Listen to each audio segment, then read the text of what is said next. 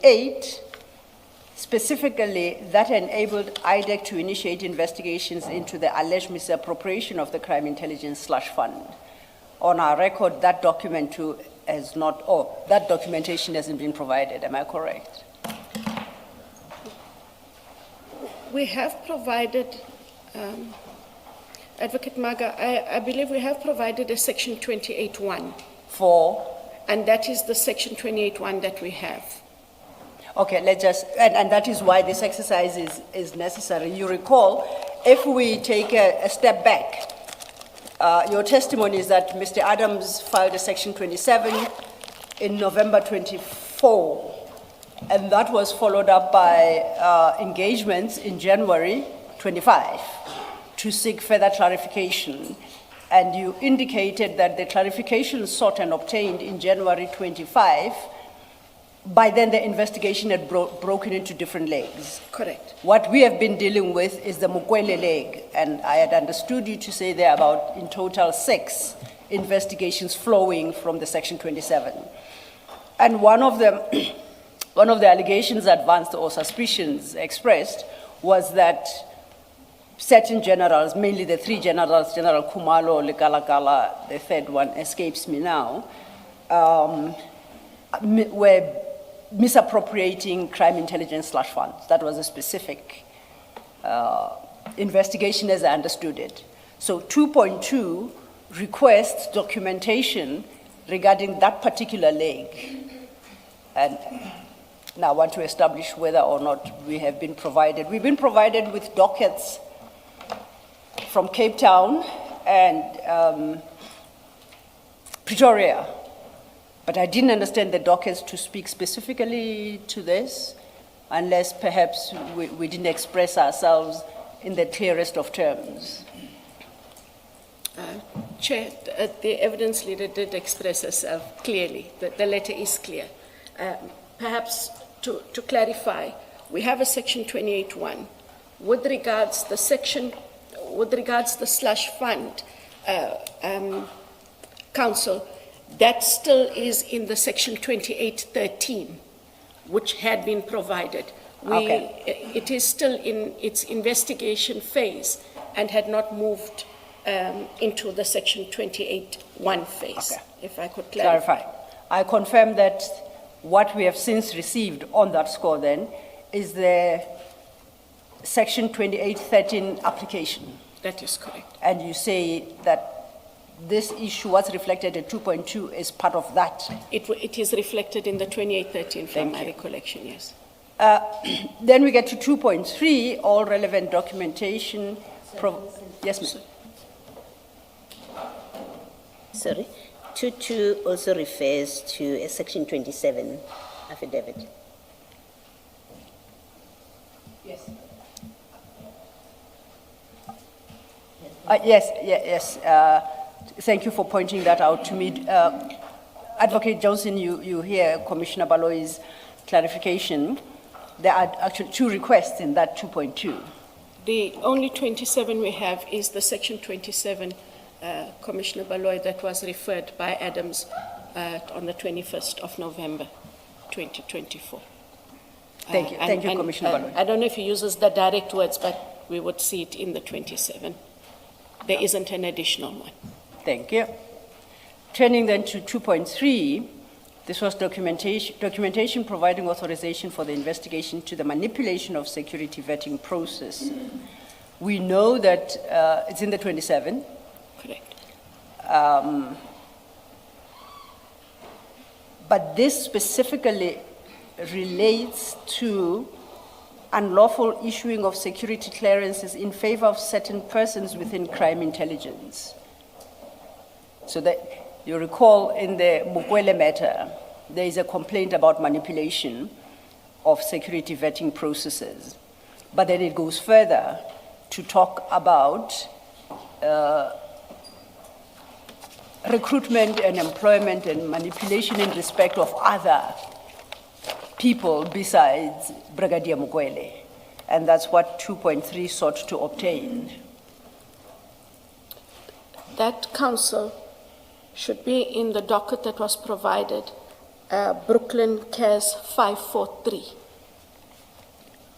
of 6/2025.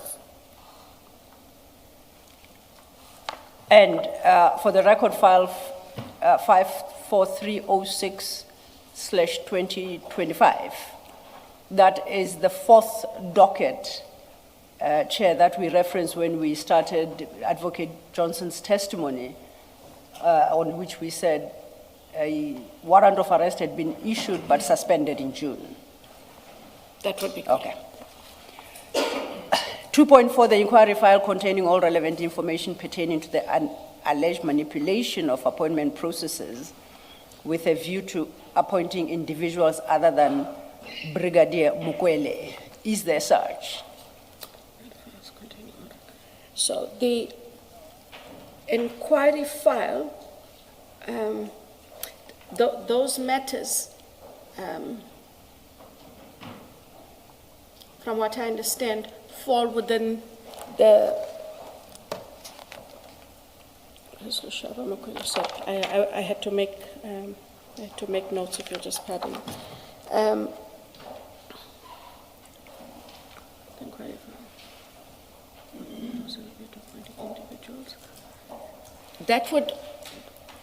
That matter is a matter that has not been, there's no CAS registered for it yet, Chair. It still operates under the CIN reference number.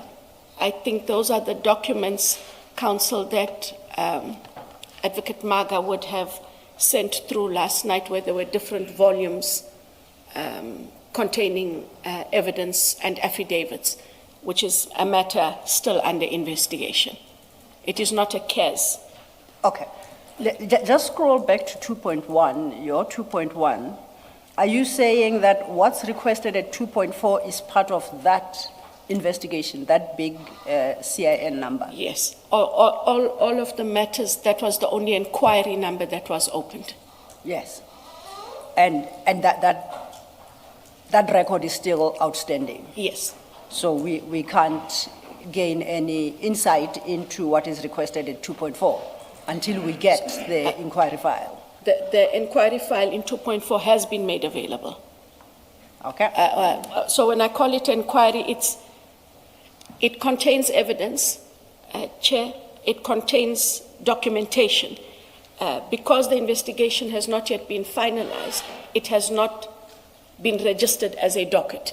That is why it still operates under the CIN number, which in itself is an inquiry. Also, but all information relating to the subject identified here is there. Correct. And has been furnished, you say? Correct, Chair. Thank you. I'll make a note of that. I'll come back to the issue shortly, Commissioners. Then lastly, we requested all A1 statements provided by Honorable Adams MP as of January 2025. And those A1s have been provided. That is correct, Council. I obtained them from the investigating team on Friday.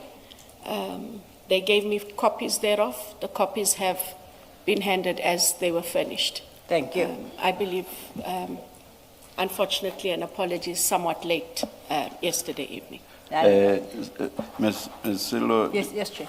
didn't you, perhaps because of the reference to other than Brigadier Mukwele, which appears in 2.4, did you not as a result skip 2.5, which also has the other than Brigadier Mukwele? Oh, yes, I apologize. I skipped that. Yes. I realized I skipped 2.5. Yeah. Thank you for pointing it out, Chair. Yes. Yes, and Chair, that then would also relate to that inquiry file of 2.4. All those other appointments would form part of that file. Thank you. Hence, it was that many volumes that were supplied.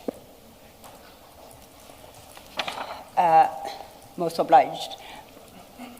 So then we have dealt with 2.4, 2.5. We're at 2.6.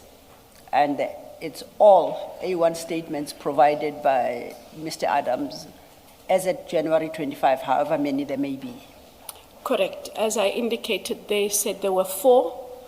There was 1 per docket. And in fact, I was given 4, Okay. which I then furnished. Thank you. I think those were the documents we had requested as at close of business on Thursday. Commissioners, you have, unfortunately, a new file added. It's file 9. It currently, the index is being updated. These were documents that came in last night and this morning. And that file 9 should then contain the documents referenced in paragraph 2.6 of the letter.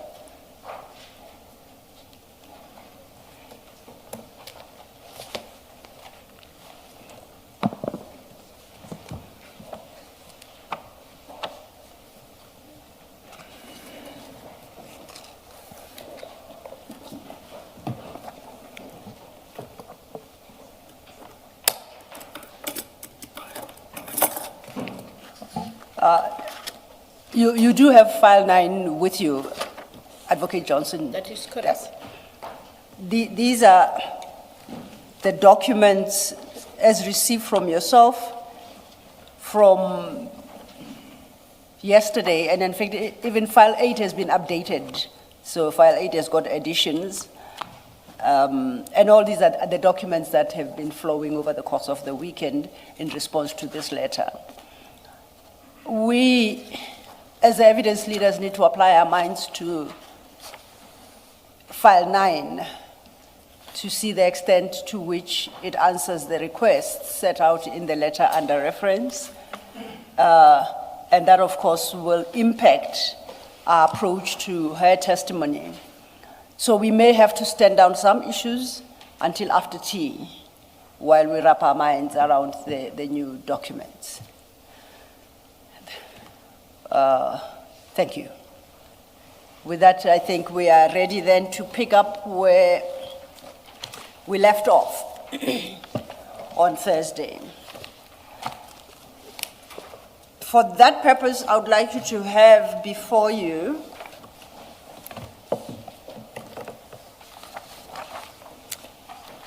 file 3.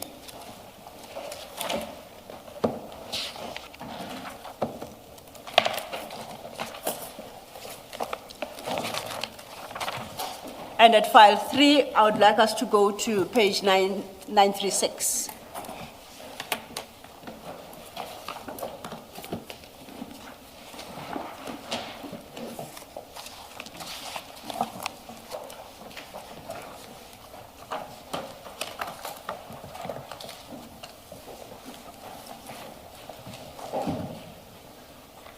This is a Section 28 summons issued and signed by you on the 6th of February 2025.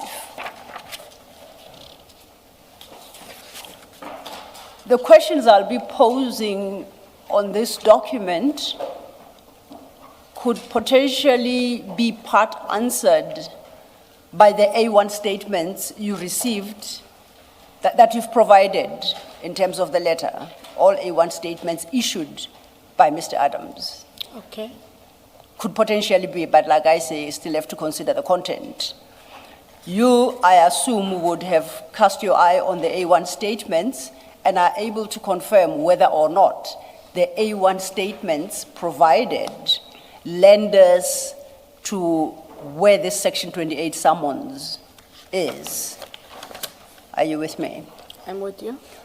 My view is that summons will only make sense if buttressed by a compliant Section 27, supplementary statements, and any other information available to the investigators as at the 6th of February to issue that summons. Would that be a logical? It follows. Thank you. Now, this document, the summons, if you go over leaf at 937, just above a signature there, above your name, which I think is your signature, you do confirm. Yes, ma'am. The details of the matter are said to be as follows. I quote, "This investigation pertains to manipulation of security vetting processes which resulted in the unlawful issuing of security clearances in favor of personnel within the Division Crime Intelligence of the South African Service. End quote. I see that. At the time you signed these summons,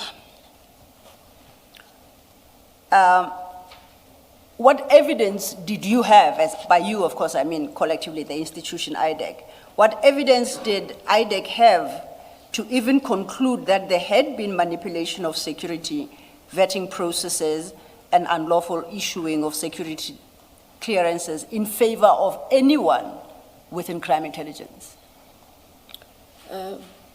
According to me, it would have had to have been the Section 27 referral, and it would have had to have been the supplementary affidavits that had been taken in January of 2025.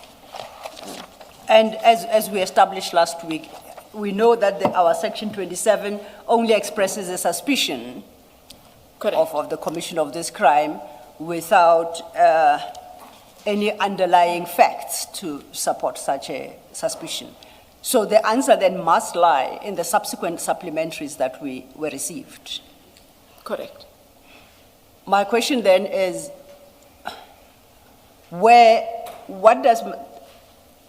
must the commission do if it lands at a position where the supplementary statements do not support a claim such as reflected here? That on reading both the Section 27 and the relevant supplementary statement, one cannot reasonably conclude that a crime such as reflected here has even been committed or contemplated. So if it's not made out in the supplementary, because that is what the supplementary sought to do,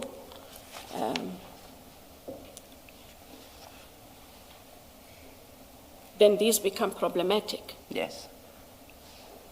Because one would have to go back to those A1s. Yes. And see what was said for them to have compiled to ask for this information. And then if we go over leaf at 938, and your summons does say the detail is contained in your Annexure B, and that is at 938. There is that list of 7. And this summons effectively asks for complete applications for security clearances and vetting files for the officers listed therein, starting with General Khumalo, in respect of all the ranks he's held, starting with the Brigadier, Major General, and Lieutenant General. And the pattern repeats itself. Now, as we had this discussion last week, one can understand perhaps how General Khumalo is identified. I think he's mentioned by name in the Section 27 referral. So is General Lushaba and General Madondo. At this juncture in February, again, we have that problem of names that do not appear from documentation that IDAC has at the moment it takes this drastic step, appearing in such documents as these summonses. I know you've signed, and I take it you signed because you are the head of the institution, but the document, the summons would have been drafted for you. Correct. Who would have drafted these summons?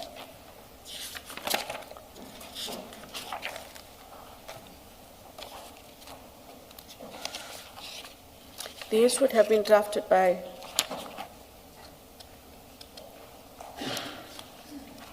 an investigator. It could have been Mr. Peramal or Mr. Padiachi, Okay. and or perhaps Mr. Mansa. Mr.? Mansa, M-A-N-T-S-H-A. Mansa. As being those, as being some of the investigators at the time. Now, yes. At the bottom, Chair, at the bottom of 936, it does say at the bottom, there was also one of the investigators assigned was Investigator Mlambo. So the inquiries to Senior Investigator Mlambo at the bottom of 936. Oh, I see what you mean. Yes. At where it indicates to whom inquiries must be addressed. Yes. Okay. So he also could potentially be one. Now, we have since come to learn that Brigadier Ngube at item 1.4 was involved in the panel that recommended the appointment. Chair, apologies. Oh, yeah. May I just refer to the part just above your signature at 937. That's the part headed details of the matter or other information. Was that meant to capture what was to be investigated? Or why is that included there? Chair, they include it in there so as not to have a generalized subpoena. Because if you issue it only with the introduction and the background, and then you on 938 just have a list of requests, it must relate to something. So when it's put in there, that is what the investigators reflect. So am I correct to say it was meant to set out what's intended to be investigated? That is correct. Oh, okay. For the future, perhaps, for those who will be at IDAC, because the way it's captured, it says this investigation pertains to manipulation of security vetting processes, which resulted in the unlawful issuing of security clearances. It appears to be stating a fact instead of saying... An allegation.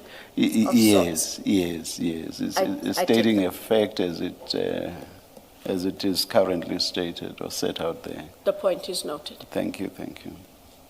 Thank you, Chair. Staying then with this list, as I said, we've come to learn that Brigadier Ngube was part of the panel that interviewed and recommended Brigadier Mukwele for appointment. I think I've been making a mistake, which I would like to take opportunity to correct. 1.5, the Van Vuren referred to here, is a crime intelligence officer already within crime intelligence. It's not the Van Vuren that applied for the job with Mrs. Mukwele. So, at some point I'd concluded that it was one of the applicants, but judging by information on some other documents here, I think I'm wrong in that regard, and I'd like to take this opportunity to correct my error. You then have Brigadier Mukwele. The one name I haven't come across in this investigation is Brigadier D. Bobby. Do you know who that is and how she gets to be included in this list?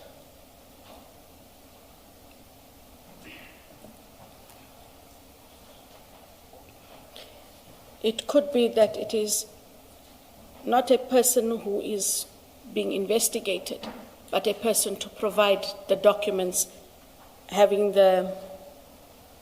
No, I haven't come across Bobby because they read exactly the same as the other.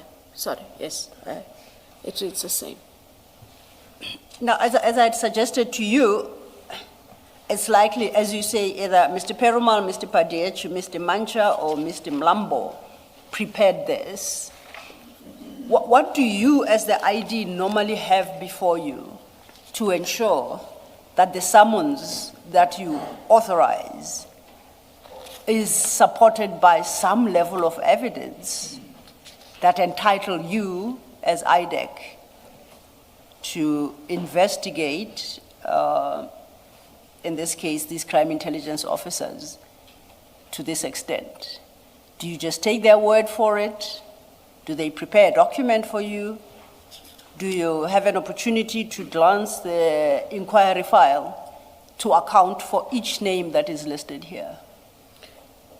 What ordinarily happens, Chair, is that the person who issues or drafts the summons would come and brief the ID on, we need to issue a summons to this person.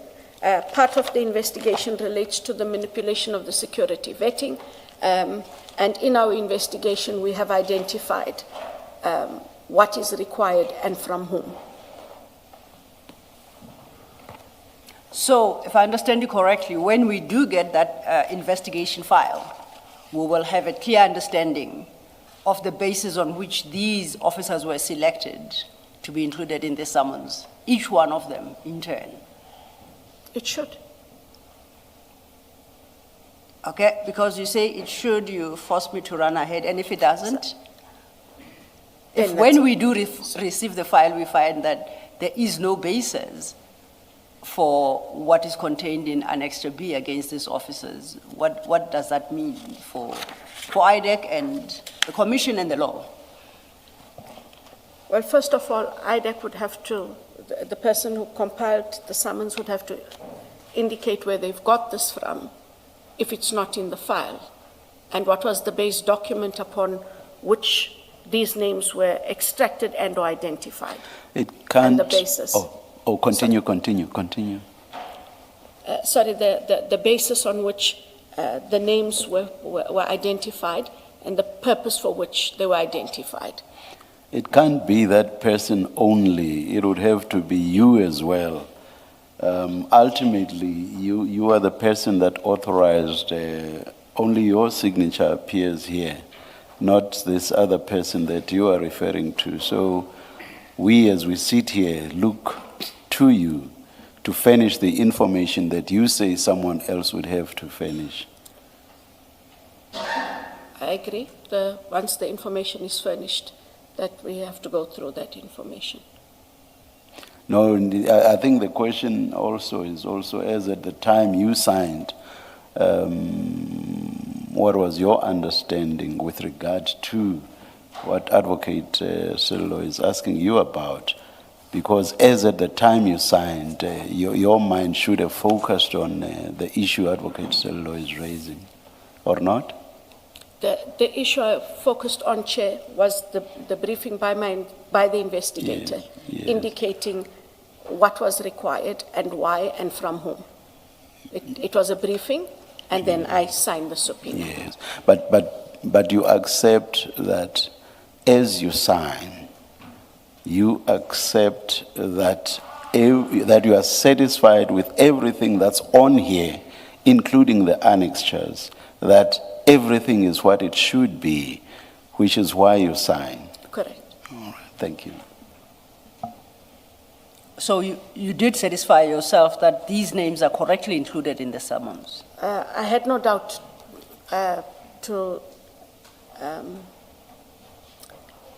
sorry, my English escapes me. I had no doubt, I had no reason to doubt the briefing that was given to me by the investigator. So I didn't ask for a sorry, Counsel. I didn't ask for a document. I was satisfied with the briefing that I was given. That as an investigation team, they identified that this is the investigation that is outstanding. This is what they require for the investigation, and this is what it is that must be subpoenaed. It sounds slightly different to what you have just said to the chair. I'd understood you to mean you satisfied yourself that there is not a name in Annex B that ought not to be there because either there is no evidence supporting it. So I thought you satisfied yourself. But it sounds like I misunderstood you. What you mean is that you satisfied yourself that the investigator who put these names before you had done their work. You took their word for it, and that's how you satisfied yourself. That is correct. So you open yourself up because it's your signature that gives authority. Correct. You open yourself up for potential manipulation by some of your investigators because you trust them implicitly. I take note. Now, what do you suggest the commission Maybe- must recommend? Ms. Silla, maybe Yeah, apologies. Before you get to the suggestion question, can I just understand this? You satisfied yourself, and I want to look at specifically this list. So let's look at 1.1, and I just want to understand what it means that you satisfied yourself. The request is based on that there was manipulation, if you go back the previous page, which resulted in unlawful issuing of security clearances. That is what you're investigating.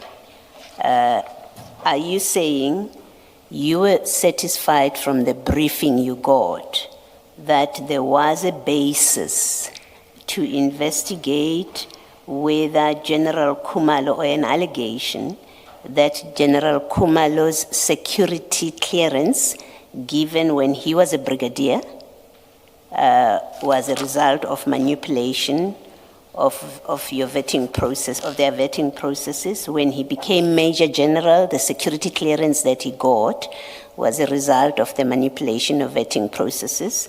And then when he ultimately becomes I think he's a brigadier, Major General, and then Lieutenant General. Are you saying that with the briefing, you are satisfied that there is a basis to investigate those clearances that he got starting with brigadier? Is that what you satisfied yourself about, that there was a basis for that? There was a basis. For that? To request those documents to determine whether or not, in fact, there was a manipulation of the security vetting processes. So you were satisfied that there is from your briefing, you were satisfied that there is sufficient information that casts doubt on his security vetting for all those three positions? That is correct. Okay, thank you. Thanks, Ms. Sim. Thank you, Commissioner Baloyi. And perhaps just to clarify, when Colonel Padiache appeared before the commission and was engaged on this document, he testified that his investigation was confined to the recommendation and appointment of Brigadier Mkwele. So that's the person appearing at 1.6. And he explained that this summons was intended to cover all other investigations. So he could not account for how the names of 1.1 to 1.5 and 1.7 found its way into this summons. His interest lies only in 1.6. You suggested that we should turn perhaps to Colonel Padiache, Mr. Perumal, Mr. Mancha, and Mr. Mlambo. On that basis, on the basis of what I have just highlighted, it would sound that Mr. Padiache, Colonel Padiache has given an account of this Section 28, and we cannot turn to him. Would there be a reason for you to question that he is correct, that he can only account for Brigadier Mkwele because that was the leg of the investigation he was involved in? Chair, because they work as a team, you would find that they compile these subpoenas, and when they compile the subpoenas, they identify as a team what is required. As indicated initially, when the legs are broken up into different legs of investigation, they also would then, in the manner in which they subpoena documents, don't subpoena per individual, especially when you're subpoenaing, as an example, from the National Commissioner. They would want to subpoena as many of the similar types of documents. So he would have had to have been part of that conversation and would have had to know that all of these people are also being considered. It's a bit difficult to divorce yourself when you are part of a team, because on the basis of what would you say to Mr. Mlambo, whose name is on the... Mr. Mlambo, while you're doing this, just add my one. They would have to agree as a team. Vetting processes, this is what we're looking at. Who are we looking at? What are we requesting? whom do we request it from?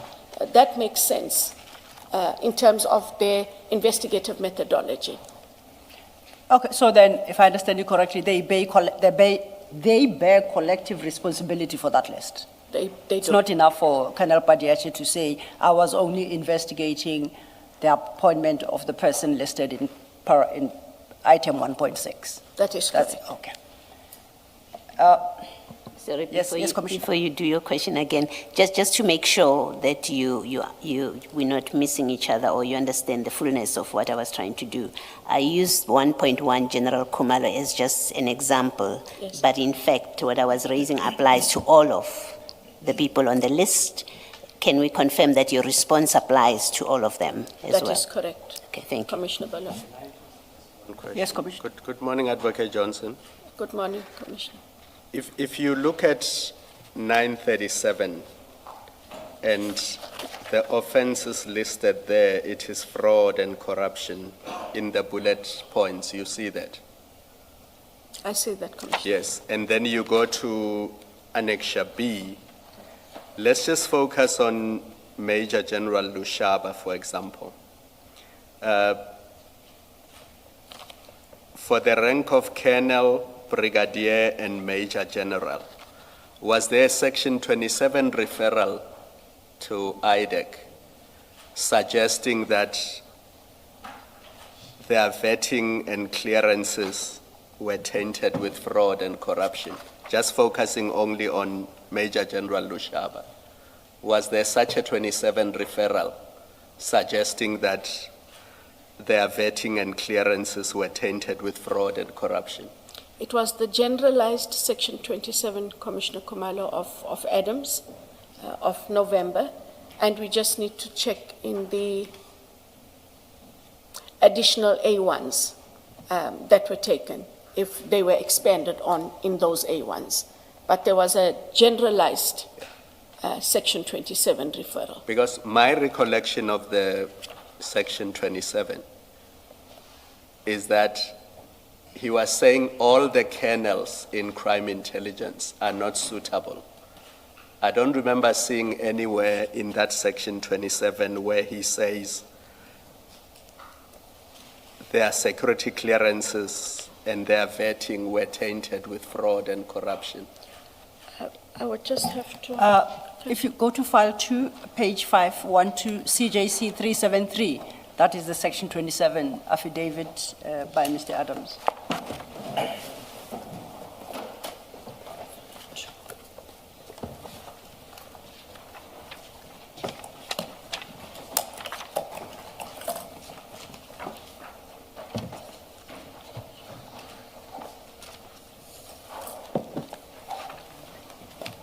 Sorry, Council, the page reference? 512.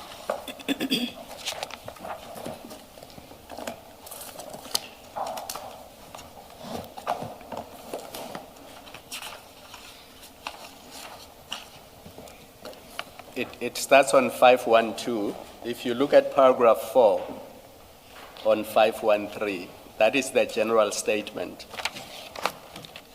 that is made. And it starts with the manipulation of procurement processes. And it lists the civilian who worked for BMW. And then the paragraph after that says it is concerning that out of all the colonels employed in crime intelligence, none of them were suitable to be appointed to this post. But I don't recall seeing in the referral anywhere where it says Major General Lushaba's vetting and clearance is tainted with fraud and corruption.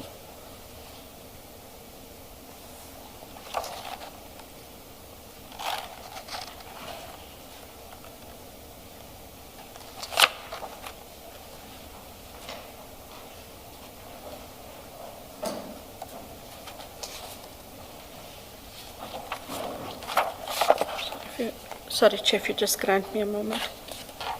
Best.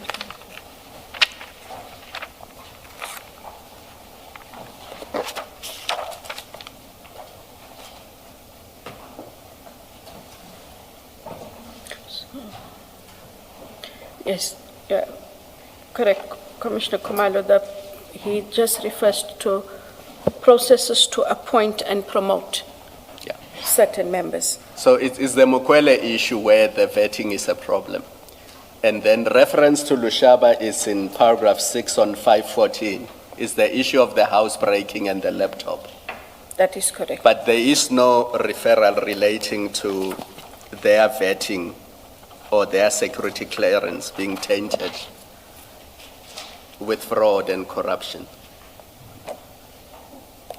So if that is so, would there be a legal basis for then investigating their vetting and security clearances at all 4 levels, or at 3, at the level of a colonel, brigadier, and major general? Chair, it would depend on what else they did have access to at the time, because they would have had to have access to the additional A1 statements that were taken, and not just this. So I would be remiss if I say no. Because this is done, Chair, in February of 2025. By that stage, they would have had the engagements with Adams, and in terms of those additional statements, I'm not sure that additional documents were provided, but they would have had a twofold basis upon which. But as I understand it, the substance of what Commissioner Khumalo is raising with you is this. If this was never referred in terms of the affidavit, how do we suddenly have it here? The fact that the investigators may have come across some information at a later stage cannot cure the lack of a referral in the first instance. I thought that's the substance of the question. Correct. Yes. And so we would just have to look at the additional A1, and because the additional A1 is supposed to talk to the Section 27, if it is not there, then it doesn't talk to. So even if the information is subsequently obtained and is contained somewhere, it means nothing if there was no referral in the first place, or not? Unless there was other evidence before the issue of the summons. Yeah, okay, all right, okay. Thank you, Commissioners. So, when we do look at file 9, which is where the additional statements are by Mr. Adams, what do you suggest what conclusions do you suggest the Commission must draw if this Section 28 is not supported, in its terms, is not supported by the A1s? Oh, please, so apologies.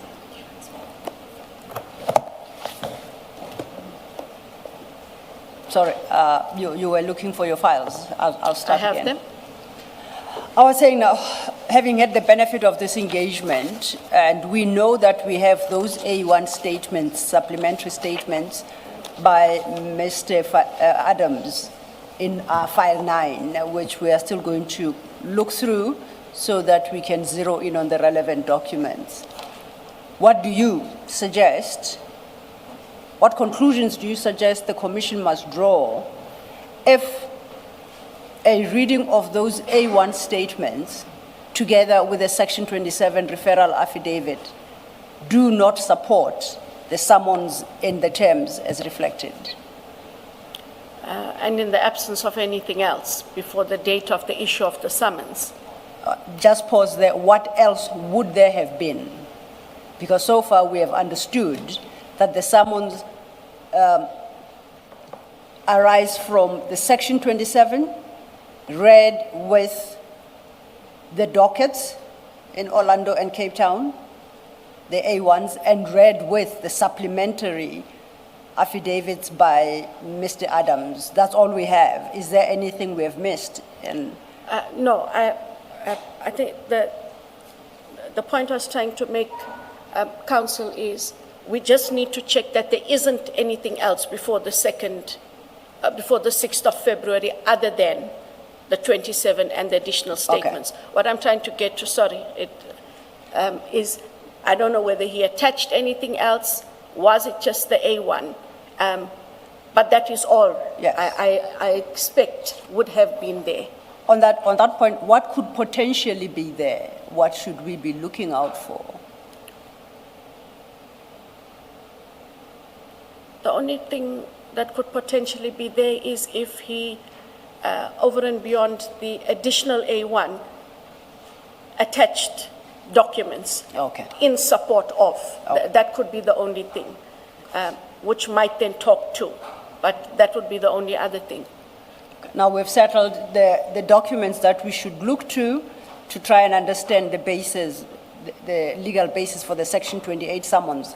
My question to you was, what would your advice to the commissioners be as regards how they view this Section 28 summons in circumstances where all the documents that you have listed, we have just discussed, do not factually or legally support this Section 28?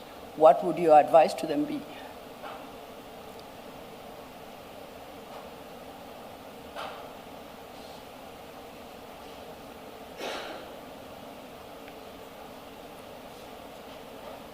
Then the investigation is problematic.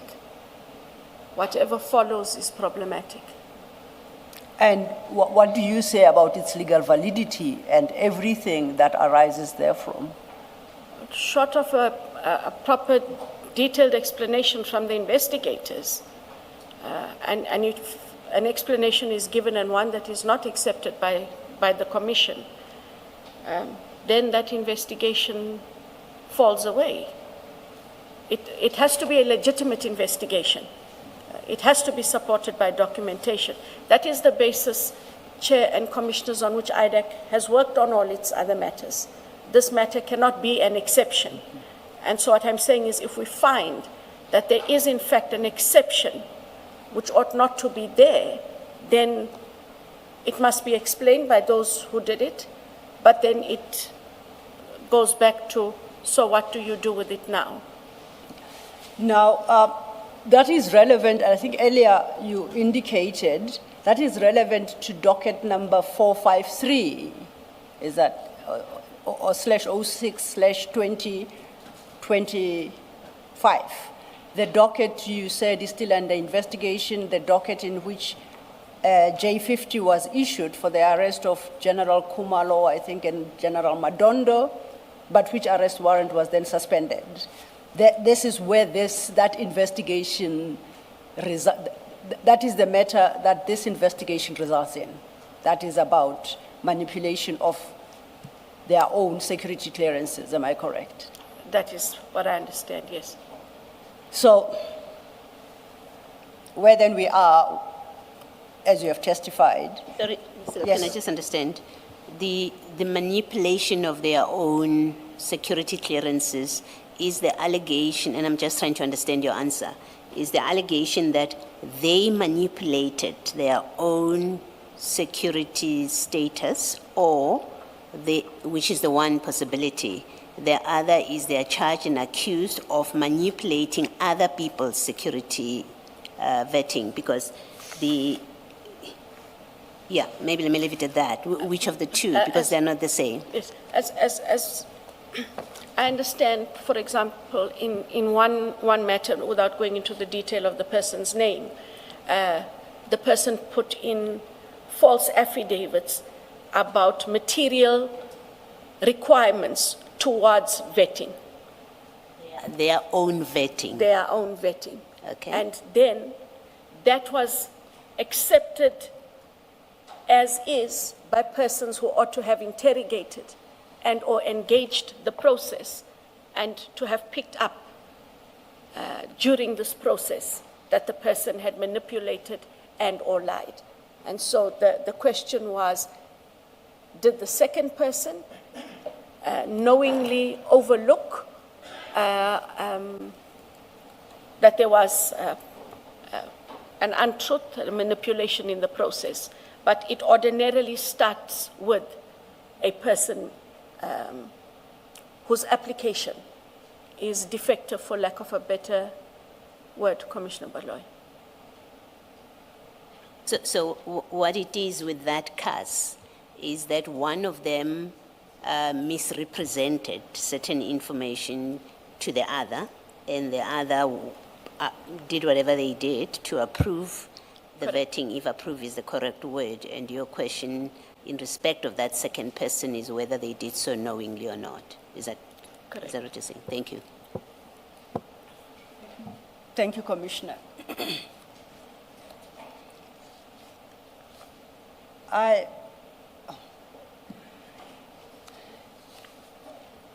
need to move to a different document, but before I do so,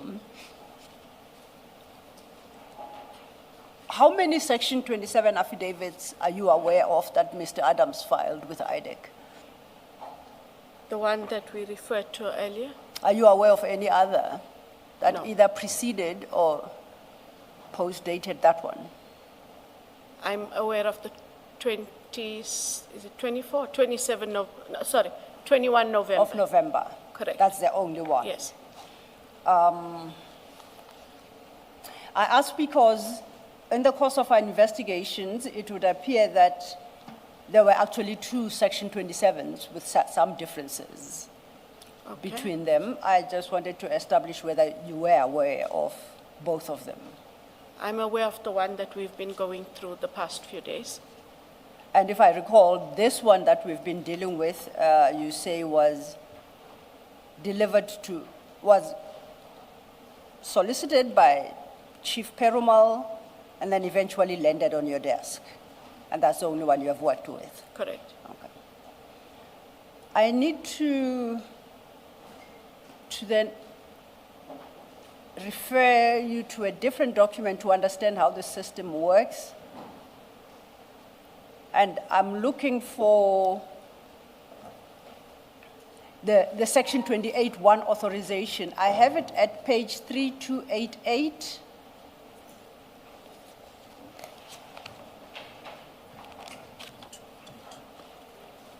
Apologies, not that one. I'm looking for the 2813, 3307. That, I think we are still,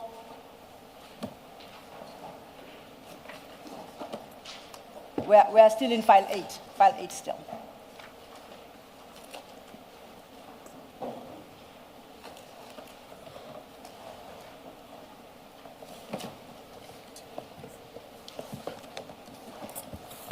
Do we put away 3?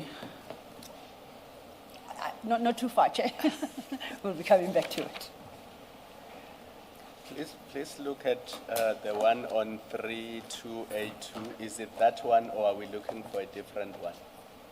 3282, that's a 2813. It's also a 2813. Yes, there are a few of those. And This was the 6th December. I remember there was a later Yes. one that you showed. the later one, Commissioner, is the 28-1 of 30th May Which one are we looking at? for the 6th of December. Okay. 20. There are actually, there is one 3285.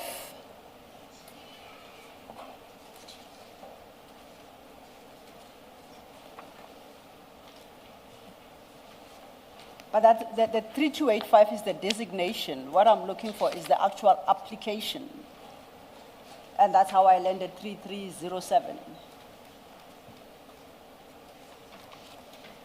Thank you. Are you at file 83307? Correct, Counsel. Now, I understood your testimony on Thursday, in summary, to be Advocate Ramsamy. You hand the Section 27 to Advocate Ramsamy. She considers the affidavit together with the legal provisions. She then arrives at certain conclusions and she drafts a Section 2813 application and submits to you for consideration and approval. Am I on the right track there? That is correct. So I see at 3307, it's one such, it's addressed to you. And it says Advocate Santos Manilao and Advocate Ramsamy. It's dated the 5th of December 2024. This is in relation to the list of 12, and that is at 3309.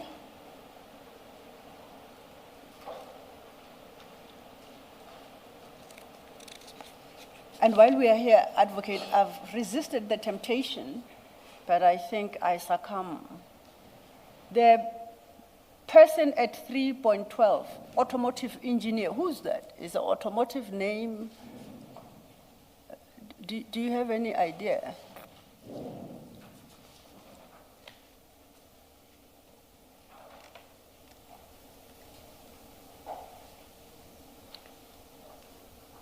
No, Chair. These were the names that, when I checked with Advocate Ramsamy, she said they were on that. They were on a paper that were furnished after Mr. Perumal had spoken to Mr. Adams. Yes. Yes. So, at the risk of asking a stupid question, automotive engineer has got what, an ID number. Is that somebody we can search for at Home It should be Affairs? an entity that could be found. An entity. Yes, ma'am.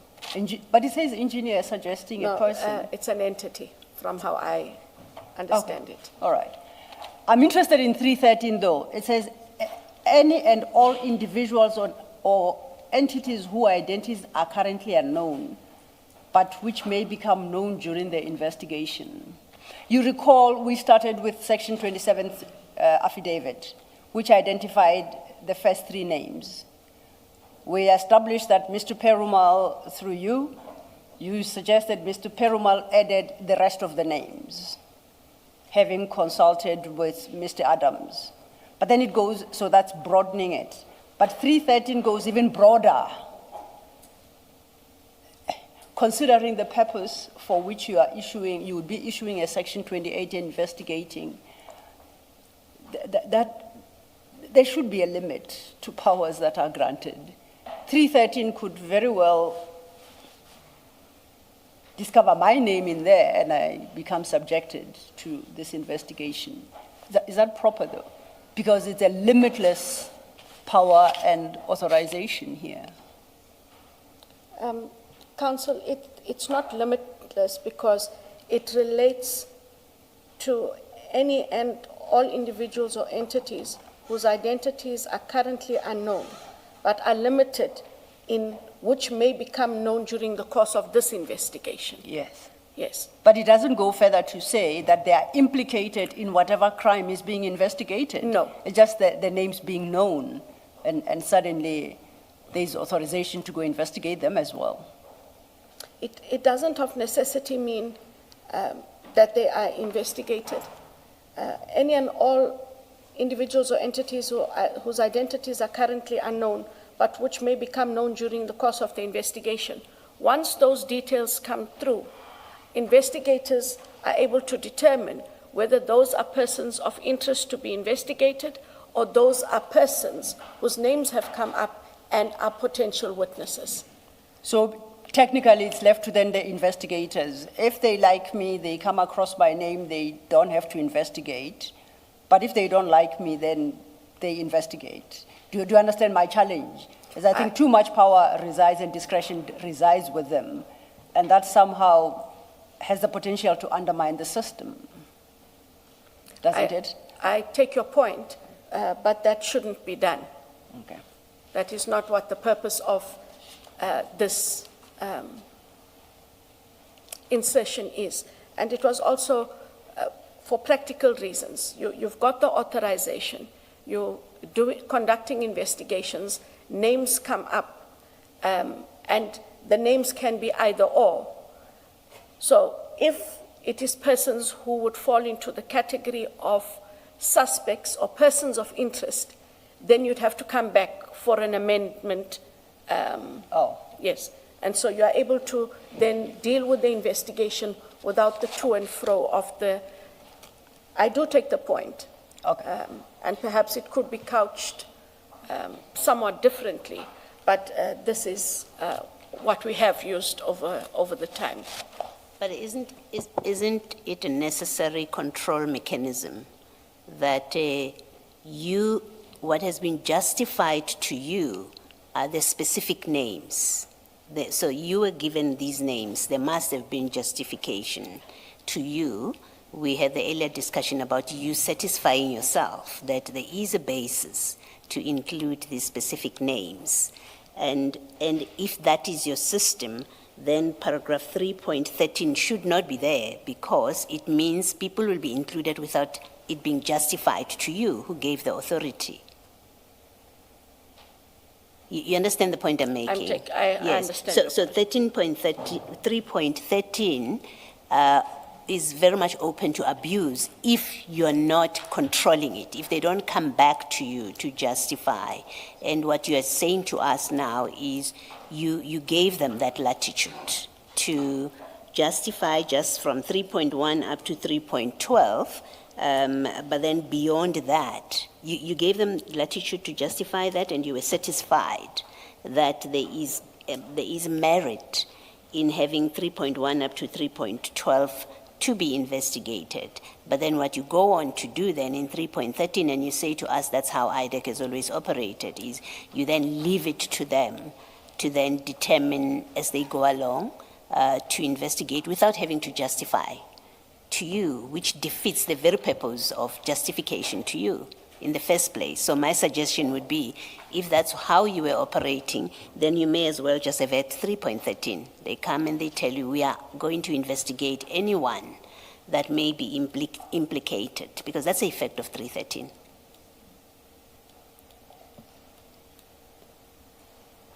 It allows anyone that Colonel Padeachi gets their name, you know, if Mr. Adams had said, Mr. Bodlani, that's all that would have happened. He would have gone and investigated him under 3.13 without coming to you as the repository of the authority to authorize investigations into individuals, without coming to you to say, here's my justification for investigating him.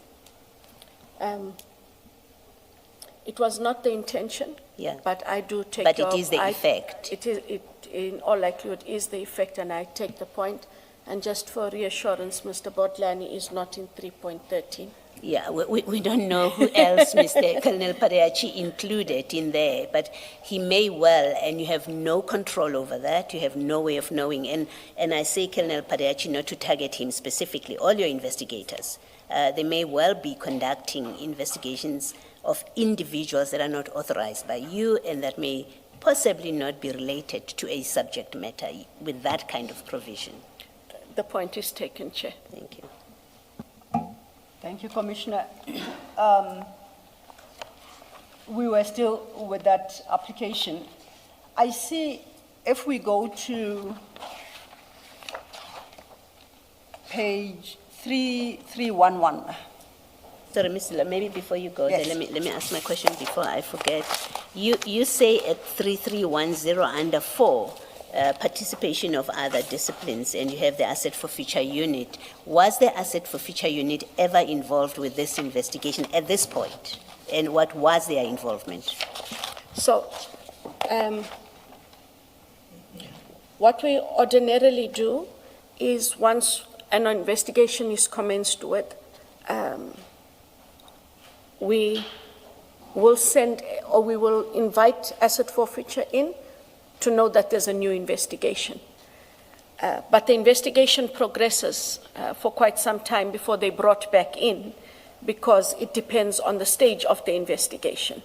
And their purpose is then to determine, as the commissioners know, whether or not the offenses, as they are, deal with the proceeds of crime, and whether or not that must be taken forward. So you, IDAC, as a matter of course, every investigation you alert the AFU Yes, that you're conducting that investigation. correct. Even though on the face of it, let's take a Section 27 referral, and even if on the face of it, your Section 27 doesn't raise issues that may implicate any forfeiture issues, you, as a matter of course, just inform them of that. That is correct, and they will make an assessment at the end. There are many matters where at the end of the assessment, there isn't a recovery to be made, either in terms of the civil and or the criminal recovery.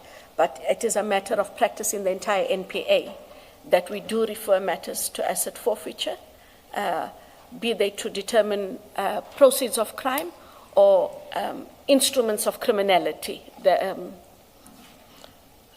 So there would be a letter in this docket or this file, the CIN file, there would be a letter that is directed to the asset forfeiture unit that we must have, or we must find. What we ordinarily do when the team has its first meeting, they invite a colleague from the asset forfeiture unit. And as the matters progress within those meetings, there are engagements and it's usually emails that are shared between the colleagues, setting out what they require if they found anything. And because we are part of the NPA, it's not an invite per se, they are drawn into the matter. So if we were minded to get more detail about what happened in the first meeting, we would expect, on your explanation, that because you seem to now say there's nothing in writing, that's fine. I don't quarrel if that's how you were doing things. But if we were to look into that first meeting, we would and we should find that there was a representative of the asset forfeiture unit, and therefore such a person would be able to tell us, in fact, what happened in that meeting. Correct. Okay, thank you. Thanks, Mr. Thank you, Commissioner Baloyi. Then perhaps just to close up that angle, please go to 3308, same file, same document. And I'm looking at paragraphs 1.3 to paragraph 1.7, where the document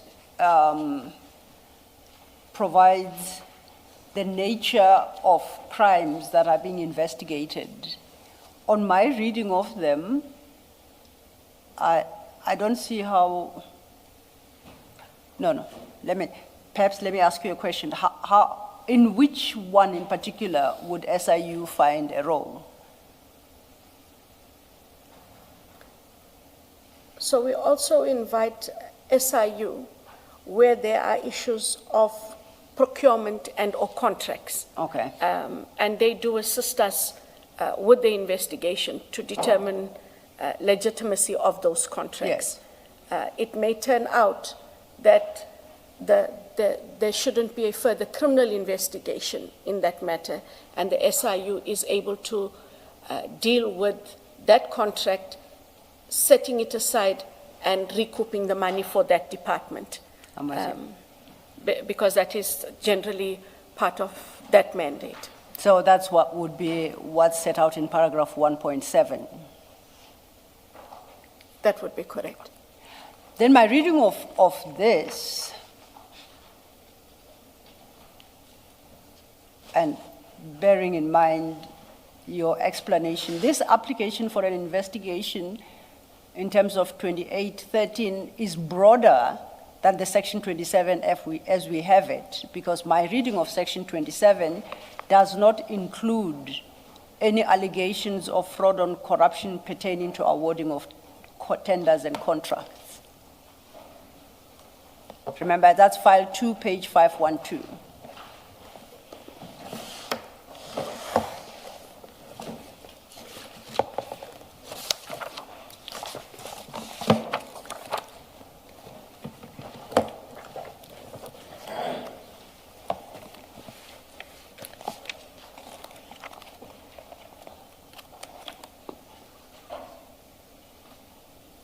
The closest I get to is a general statement at paragraph 4, where Mr. Adams says he suspects that General Khumalo Generals Khumalo, Madondo, and Lushaba were manipulating procurement processes. That's as far as it takes it. That is where you find it in. So, and we land with fraud and corruption pertaining to awarding of tenders and or contracts involving SAPs and or circumventing of procurement processes at 1.7.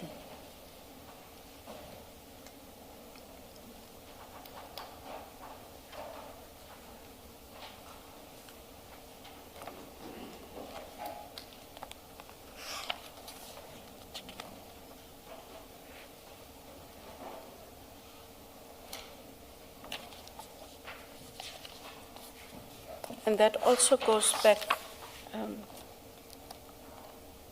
Council, to paragraph 4. Yeah, I say at paragraph 4 of the section 27 affidavit speaks to manipulation of procurement processes and processes to appoint. The rest of the affidavit concentrates on processes to appoint, but it just that one throwaway line where Mr. Adams says he suspects manipulation of procurement processes and says nothing more beyond that. Remembering that beyond that he speaks of abuse of the funds, the Secret Service funds themselves, but that's not procurement. No. So I'm just interested in just reading that one-liner, how we end up with a potential. Sorry, I just want to read that abuse of funds. Okay. Because I seem to think they have a correlation that the funds are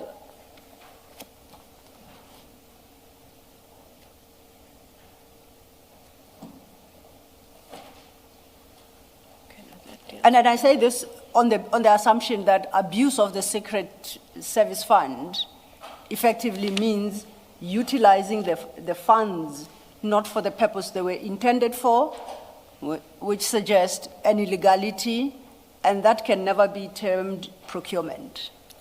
No. Yeah. He, when he refers in paragraph 5, he Okay. talks to the unlawful use of the unlawful access and use of the secret funds and the purpose for which those funds are accessed, and it doesn't talk to procurement. It talks to they are accessed in order to Yes. give to someone. And at paragraph 5, all he says is his suspicion that the funds, as he says, quote, became taken unlawfully Yes. from the secret funds account to be given to the former police minister, Minister Bekitele. That is Close correct. quote. That's not procurement. No, Yeah. that's not the procurement. Okay. Let me ask a more direct question on the back of that. What award or what tenders and contracts that were awarded did you investigate or your investigation involve arising from this referral? What tenders have you investigated and what contracts? They are in the file that must be made available by midday today.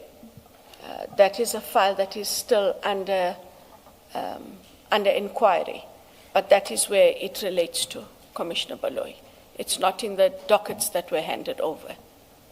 In that file, we will find tenders or In that file- contracts that you investigate or you are investigating as a result of this Section 27 referral.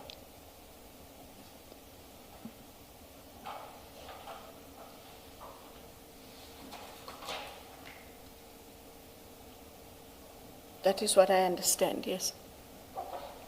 Sorry, I what just does want it to what go does back it mean? into my- Sorry. You started off by saying it will be in that file. Now you say that's what you understand. What does that answer mean? Because I had to ask what was in each file so that we could make the files available part of the file that must be made available is a complaint that was lodged by Mr. Adams. Commissioners would recall he talked of 3 dockets, then he talked of and a Langlaagte docket. From what I understand, that is where the investigations lie in terms of the procurement of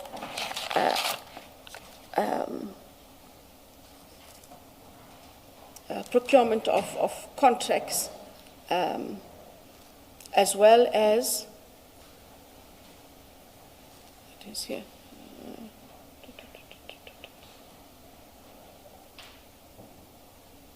Well, you may not be able to remember offhand, but my interest is in getting a clear answer from you that you, arising from the Section 27, you have investigated or you are investigating matters relating to specific tenders, because we are not speaking generally. There are tenders and contracts that you are investigating arising from the Section 27 referral, and we will find that in a file. As soon as we get the file, I'll be able to confirm that. You are unable to confirm now. Well, then you're going to make me ask. You're going to make me ask the question that Ms. Silva asked you earlier, which is, well, if we don't find it, what are you saying? We pronounce about it or we comment about it?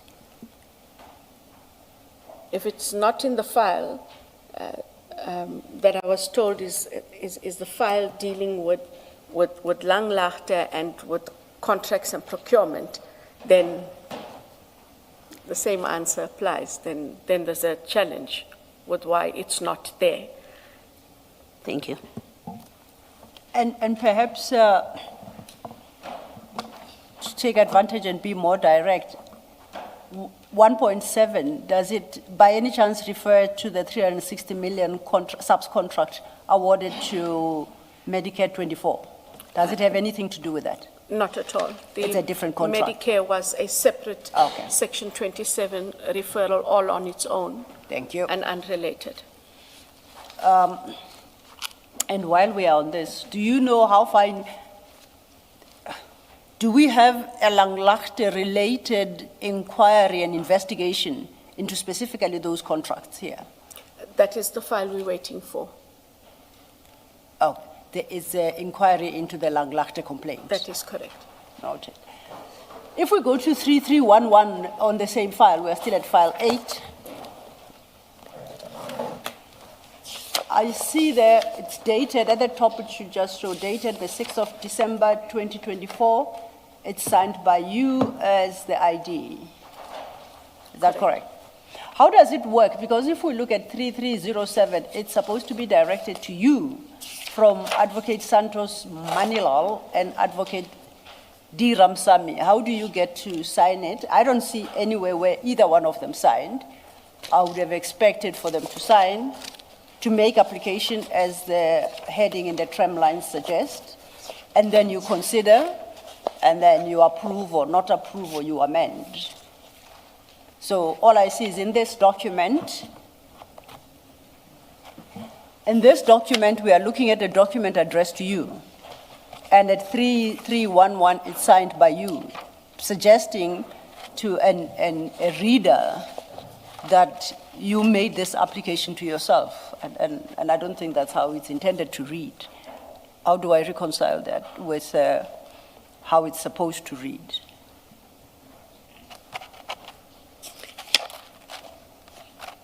So how it is supposed to read is under 8, on 3310, Commissioners, under 8, there's 8.1. It is recommended that there was supposed to be a signature, either from Advocate Manilal or Ramsamy, and then for me to be able to agree and sign off the... Are you saying that's how it's supposed to have read because that is how normally they read?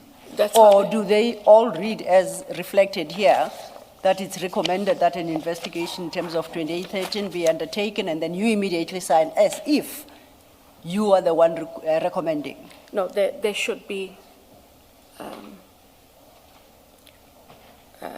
space for me to comment. Yes. Their signature, space for me to comment, and then the signature that followed on 3311. And that's how normally they would be within IDAC. That is correct. Why is this one different?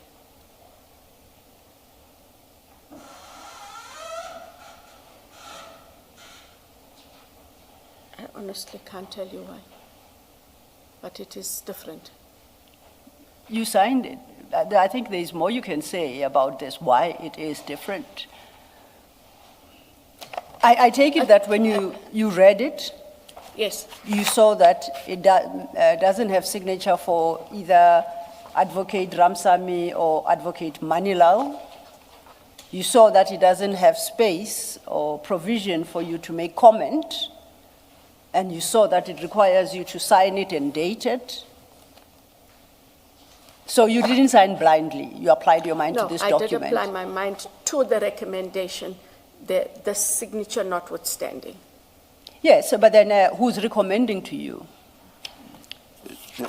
The lack of signature, Lack of notwithstanding. signature. Yeah. And In this, with full application of mind, you thought it appropriate to sign. Advocate Ramsamy,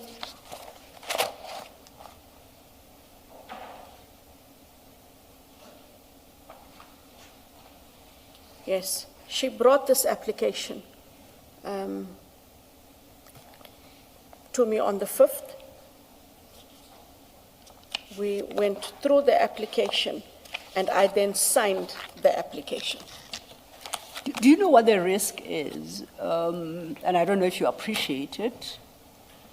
It's that, or maybe I'll put it differently. What would you say to perhaps an unfair claim that you and you alone drafted this document and you drafted it for yourself and you signed it and nobody else took part in that in the creation of that document? Would it be an unfair accusation, and what would your response there to be if you were confronted with such? It would be an unfair accusation because there is a process that follows. The application is drafted by somebody, and it is brought by them. This portion is missing in this matter. I would, when you read it, it does make a recommendation from the author, which is from Manilal and Ramsamy. They make a recommendation. I agree with the recommendation and I have signed it. I accept that, as we always do, there should have been the signature and the space that we always have for comment, and the comment would have had to have been the recommendation as per 8.1 is either it's approved or not approved. Did you not notice that before you signed it? Did you not notice that the people who are supposedly the authors of this document do not append their signatures or a date? Because a date is important. It's not just the signature. The same way you do with that 6 December date, the date when they give it to you, whether it's on the 5th or the 4th, is equally important. Did it not strike you as odd that at the end of the document their names do not appear, nor does the date when they gave you this document?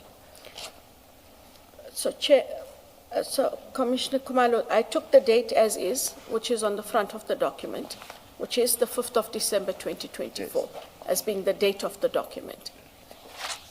But normally the same way you do, if you look at dated and signed at on 3311 and then your signature afterwards, the two usually go together.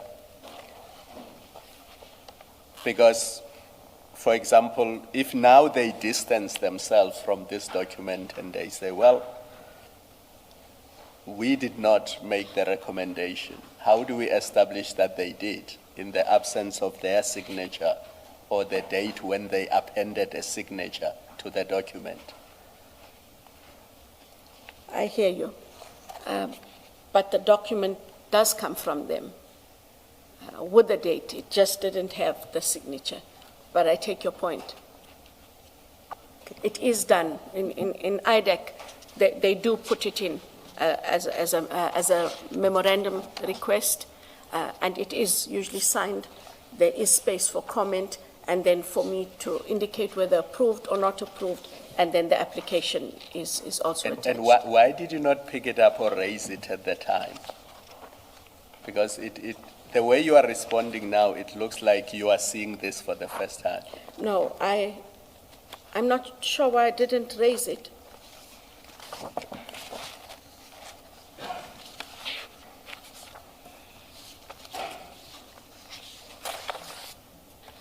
I think, Ms. Johnson, unless there's a page missing or pages missing before page 3311, if that's all of it, if what we are looking at now is all of what was presented to you, then the other incomprehensible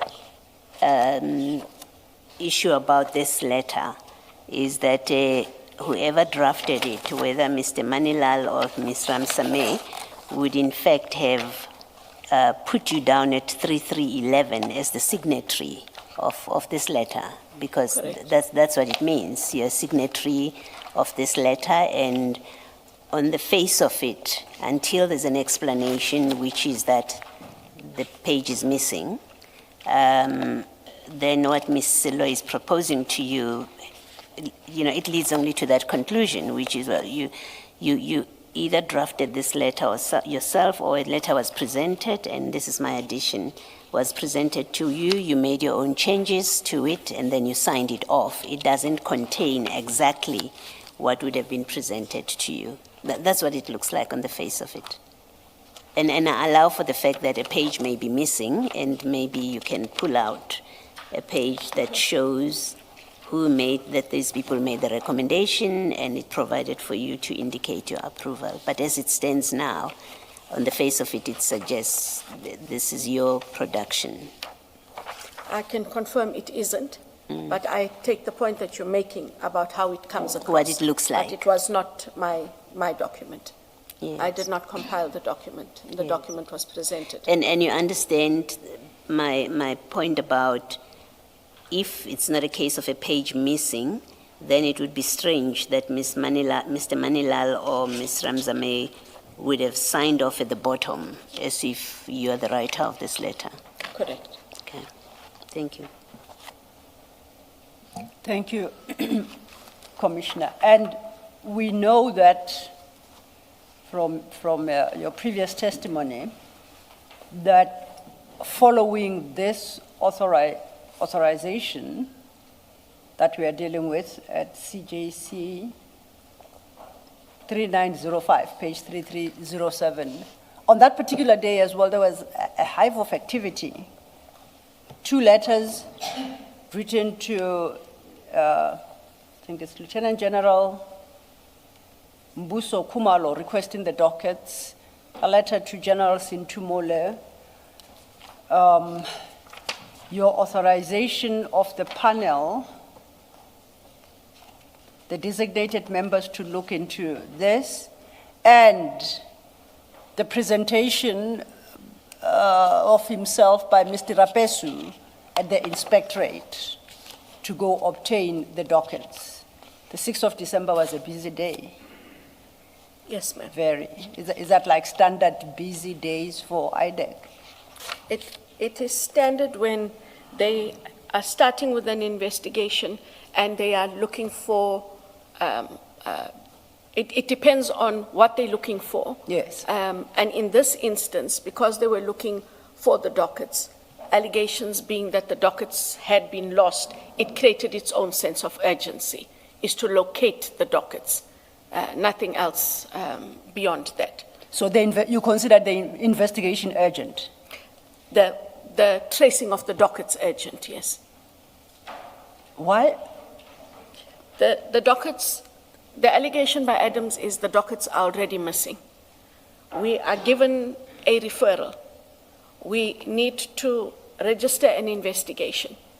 the investigation is now registered in terms of 2813, and the first exercise out of that, in order to go forward, is to trace the dockets. I don't understand why. The referral is not referring a complaint of interception. We settled that one. Yes. It's referring a complaint about conduct, specific conduct, as articulated in the section 27. My suggestion is the dockets become completely irrelevant. This is a new complaint that must be substantiated on its own terms. And if I'm anywhere close to being correct, I would like to understand what was the urgency about this particular investigation. Just the allegation that dockets are missing and it's enough to set fire to IDAC and everybody runs in all directions. That's not what happened, Council. Okay. We found out on that day that the dockets must be in Gauteng. I know it sounds like a lot of, it happened in a phased approach. The investigators tried to determine where the dockets are. We then write to Major General Khumalo. He gives an indication of where the dockets are. We have to then follow that up. There's still time in that day to follow that up. And when we finally do follow where it is, we have to stand down because they can only then be made available on the Monday. On the 9th, yeah. So it wasn't, we have to get it today. It was, where are they? As you get the information, you follow that information. And when the destination of those dockets was determined, and it was determined that they were in a safe and that they were with a specific general, we went back on Monday. We didn't touch on it, although we dealt with it with Colonel Padiache about the urgency of obtaining these dockets. And perhaps we will turn to that next. Okay. And my idea is to make the point that IDAC dealt with this investigation as of the 6th of December as a matter of extreme urgency, and I just want to understand why. But I see it's 11:04. The commissioners need to break for tea.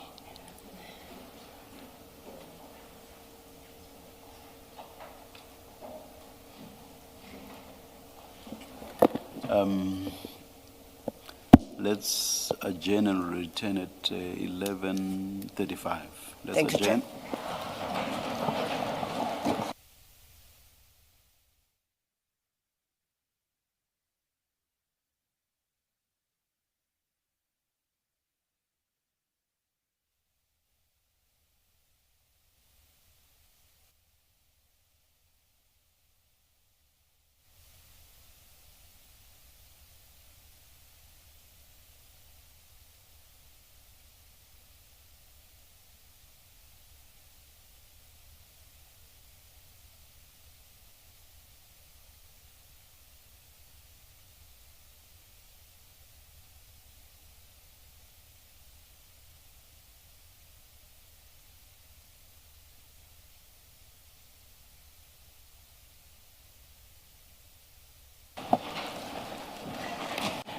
Thank you, Chair. Chair, Commissioners, I wasn't moving off topic, but just slightly off topic. And we've had opportunity to consider the documents filed last night and this morning by Advocate Johnson. And on a consideration of those documents, it has become necessary for the Commission to update their exhibit files because we have what could potentially be documents contradicting the very documents she has filed. And I was moving on to that topic now. A request has been extended that Advocate Johnson have opportunity to confer with her legal team regarding these seemingly contradictory statements before we traverse those issues during testimony. I don't know if Mr. Botlani would like to add anything. I may just confirm, Commissioners, that it is so. I had a conversation with Ms. Sandile last night about what was still outstanding from what had been requested of us. And then I made a request to those instructing me that every document that had been sought must be made available immediately. Even I hadn't had an opportunity to look at those documents. During the adjournment, Ms. Silo confirmed to me that she's going to deal with some of those documents. I conferred with the witness. The witness herself was shocked to learn that there are contradictory documents. We request at least about 15 or 20 minutes of a stand down so that we may consider those documents.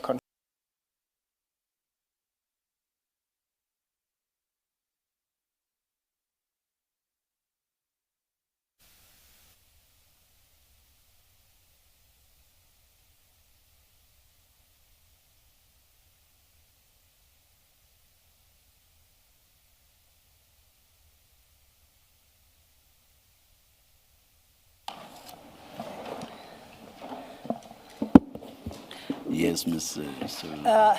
Thank you, Commissioners. I think we have used the time for the purposes requested. Your file 9 has been updated. I do trust so has your index, because mine has been. And it's been updated by the addition of 4 documents under CJC 394. So there'll be 4.1, 4.2, 4.3, and 4.4.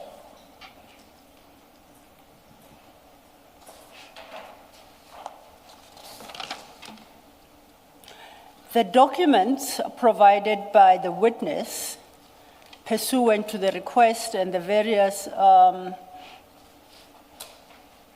subpoenas are attached as CJC 392 and their subs and CJC 393. So those are the documents provided by the witness. The documents we have just added that required Mr. Bodlani to consult with the witness are then CJC 394. That is just to locate us. Advocate Johnson, you confirm what I just informed the commissioners. I'm not misleading them, am I? Correct. Thank you.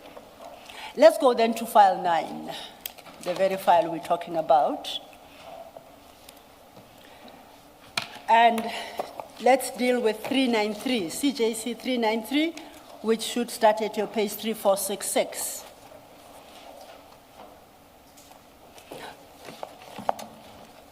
Commissioners, we ran copies of CJC 393 as received, but on a proper consideration thereof, it would appear that they were not filed in order.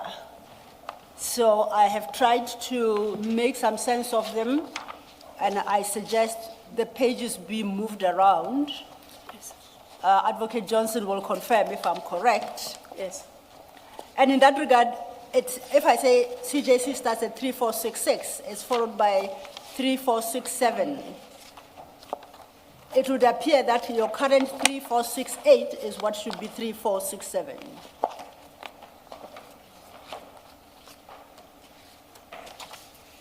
So if we could start by swapping those pages around. Do you agree with me, Advocate Johnson? Correct. Thank you. So the current 68 should be 67.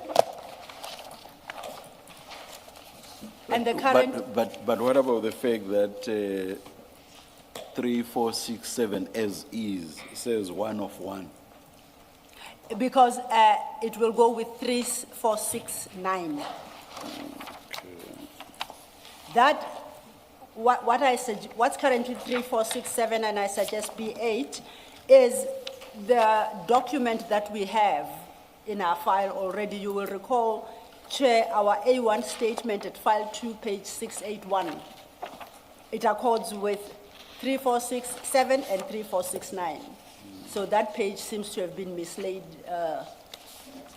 I know for the most part this is illegible, but below the rectangle of the current 3468. There's Yes, something that appears to be a page number there. I can't read it.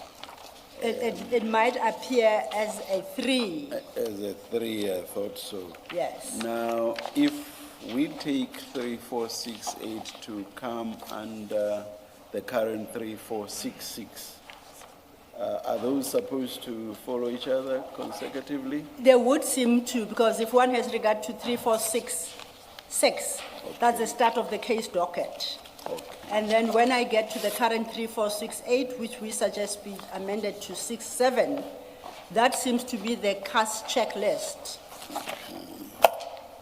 And the date appearing at 3468 in the second block is the 29th of October 2024. So it doesn't tally with the statement of January 2025. So I changed the 3467 to 3468. That's what we propose. Okay. Then that will read and be followed logically by 3469. Sorry, Council, may I, Yes, ma'am. through you, Chair, may I just so the 3466, if you look at the top, it's got a A1, then a little 1 in brackets. Then it follows on 3468, it's got a A1 and a little 2 in brackets. But please look at 3470. There seems to be a A1 with a little 3 in brackets. And then it seems 3471 has a A1 with a little 4 in brackets. And I'm not sure if those are the ones that are supposed to go consecutively. No, I'm going to come to that. Thank you. Because beyond the 4 pages I've dealt with, if you look at what was 3467 that I suggest be 68, that is the preamble to the statement, and it bears CAS number 542/06/2025. That at the bottom, it's dated the 6th of January 2025. We have dealt with this preamble together with its statement, and that is our current A1 statement at file 2, page 681. And you are quite correct, Advocate Johnson. It gets messier going forward, but we'll try. For the record, Chair, you will recall that we have the report by General Jacobs, who has General Jacobs is annexed to MK15, page 275. There is a table there that correlates the Orlando and Cape Town dockets, MK15. That's General Mkwanazi's annexure bundle, MK15. And in particular, this says the report by Lieutenant General Jacobs.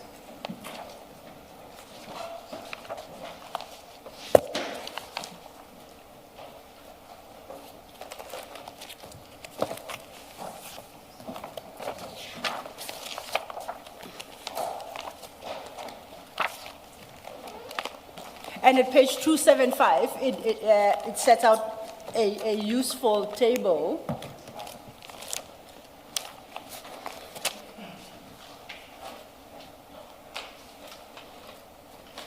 And that correlates the Cape Town dockets with the Orlando dockets.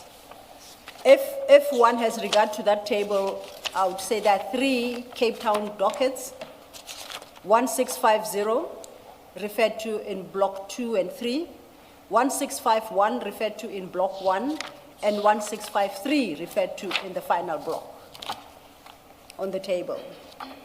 Sorry, Council, you're on page And page 275, ma'am. 275. Yes. Thank you. So if we use that as a guide and now go into our file 9, the current file, at page 3470, that is the CAS number 1650.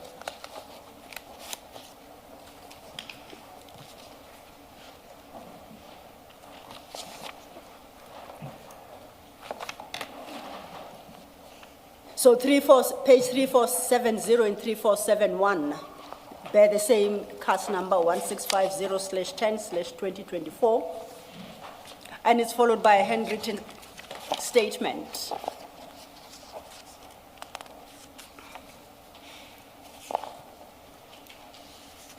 And at 3474 is an entry in the investigation diary. I can't make out whose, but once again, it bears the same cast number 1650.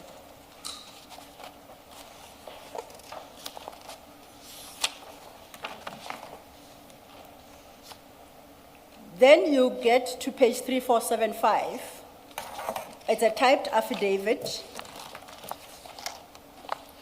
but it is followed once again by wrong documents. And on my reading, subject, of course, to correction, 3475 should be followed by 3478, which means 76 and 77 are in the wrong place.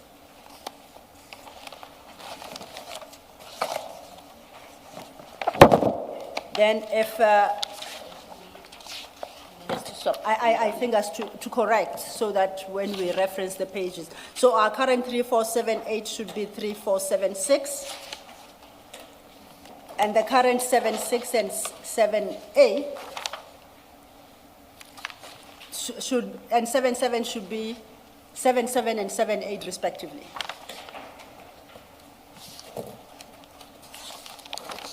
Then that takes us to 3479, which is once again a typed affidavit that seems complete, and the subsequent documents seem to be in their correct order.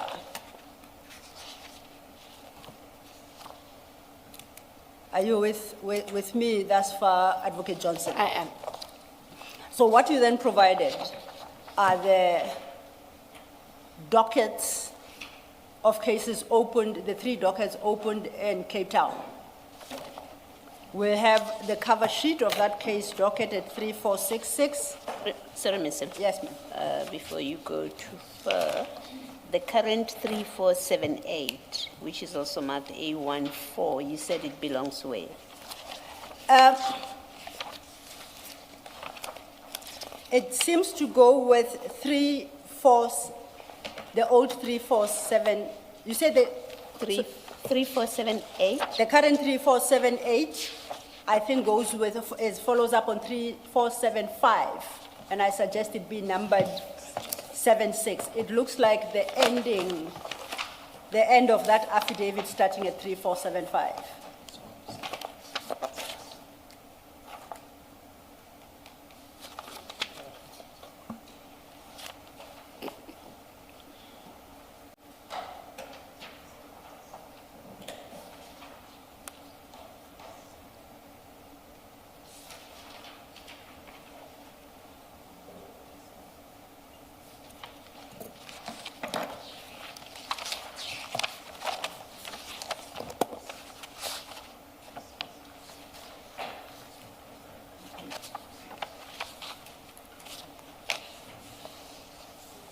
And yes, Commissioner Baloyi, I agree with you that the current 3478 reads exactly as 3480. Yes. I take it it's the second page of of both affidavits. So you don't get rid of any one of them. You need both pages to make sense of the affidavits, yes. And if, for a moment, let's stay with 3475. As currently filed, the affidavit starting at 3475 doesn't have an ending. That is why I propose to bring 3478 forward to make it an ending to 3475. But if then we go to 3780, that appears to be the ending, much as it's worded in exactly the same terms, seems to be the ending to the affidavit starting at 3479. Well, Commissioner Khumalo nods his aid. He seems to agree with me. There was a slightly different problem. Yes. In the photocopies, one page was copied twice in one of the photocopies. No, It won't be in yours, so you okay. won't notice I won't that understand problem. that, okay.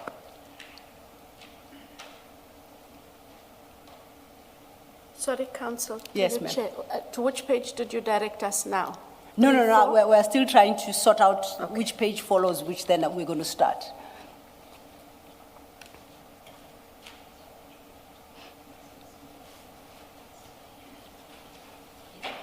Thank you, Commissioner.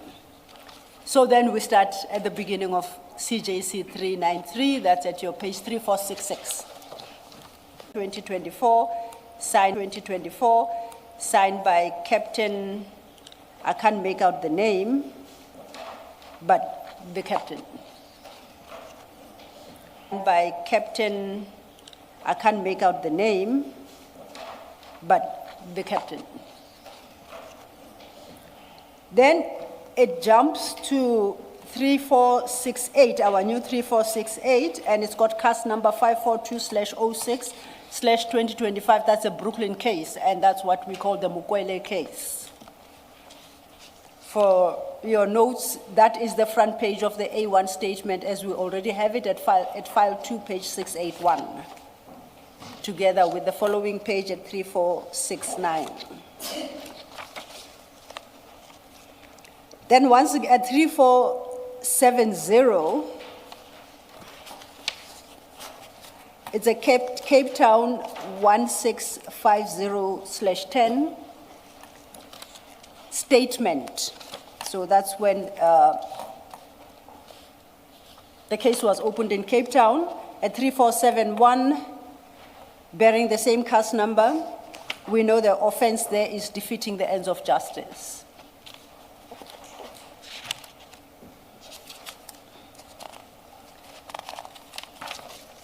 And 3472 is Mr. Adams's handwritten statement. I assume that it is in respect of case number 1650. There is nothing that tells me, unless perhaps the content just might do, so we retained it there. And at 3473, you will note, Commissioners, that it was commissioned on the 29th of October 2024 at 1500 hours. And that is then followed by 3474, which is a copy of the investigation diary signed by Captain somebody there, and references the statement taken from Mr. Adams. Now, that we should consider that as the pack for case number 1650.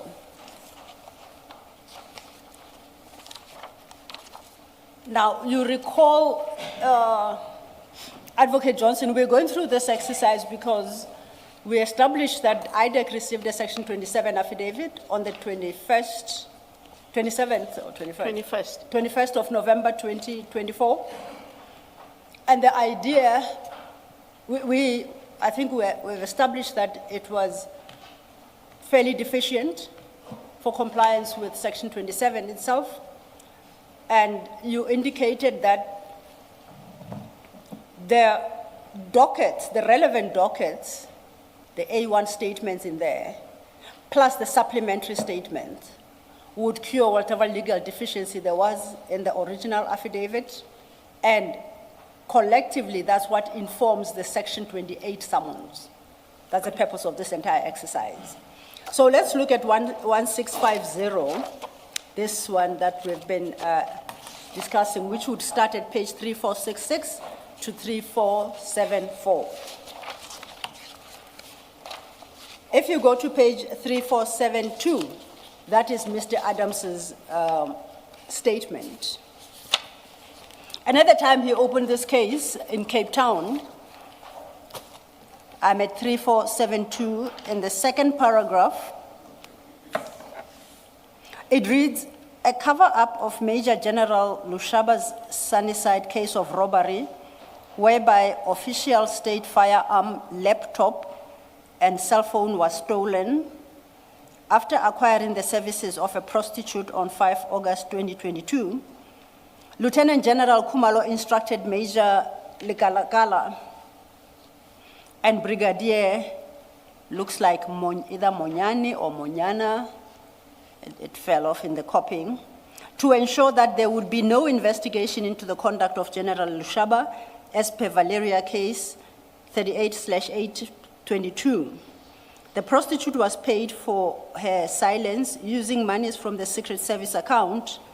New equipment was bought for Major General Lushaba by again abusing the Secret Service account. Evidence to this effect is available. You see where I'm reading? Yes. So this particular case relates to the so-called cover-up of General Lushaba's, I don't know if it's a crime, misconduct, but concerns with how Major General Lushaba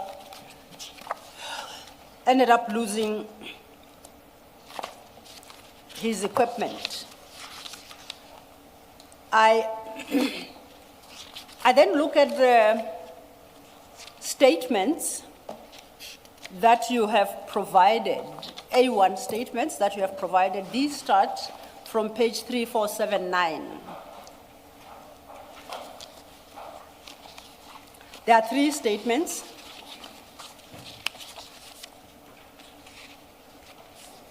And none of them speak to this particular issue raised in docket number 1650 in Cape Town.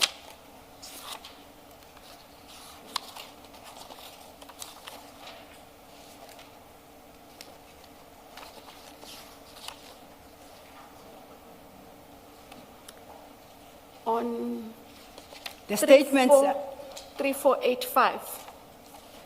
they go 3484. That's how far they go to 3484. Yes, what I'm saying is that. Oh, sorry, Sorry. 3486. Yes, but 3486. is council saying that other than that handwritten statement, there isn't another statement referring to the issue of the Lushaba housebreaking? No, relating to the cover-up by General Khumalo, who instructed Major General Legalakala and Brigadier Munyani or Munyana to ensure that there is no investigation. The statement we are looking at 3485, on my reading, speaks to the housebreaking.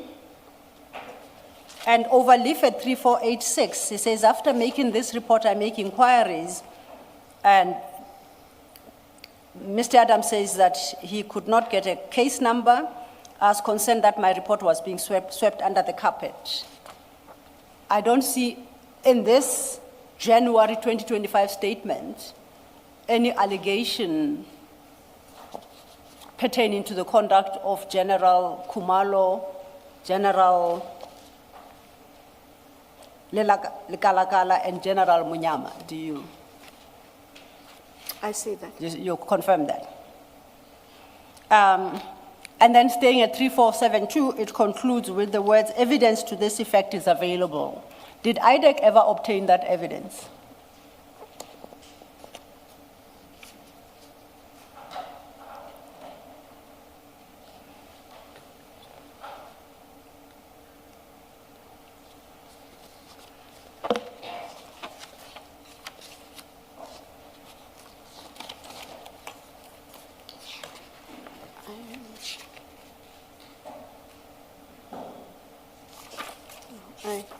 I'm unable to respond to that.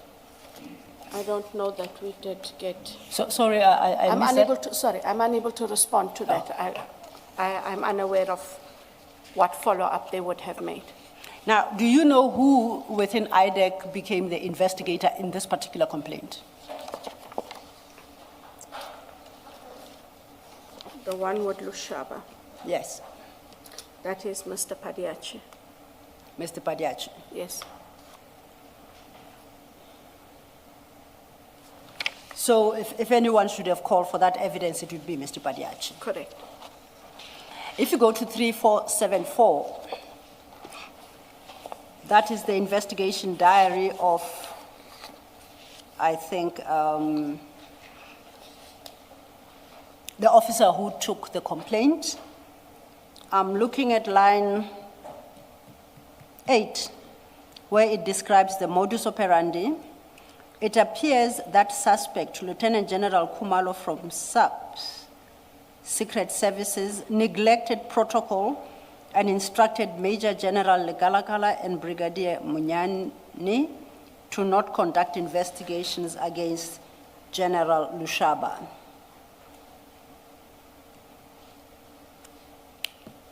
So that is the officer's interpretation of what's contained, the summary of the A1. Okay, then if we move forward then to 3475, we are just following the sequence of the page numbers. What we have here at 3476 now is the statement by Mr. Adams, commissioned by Mr. Perumal. At paragraph 2, you will recognize that that statement is our A1 statement in the docket. At file 2, page 3478, we have,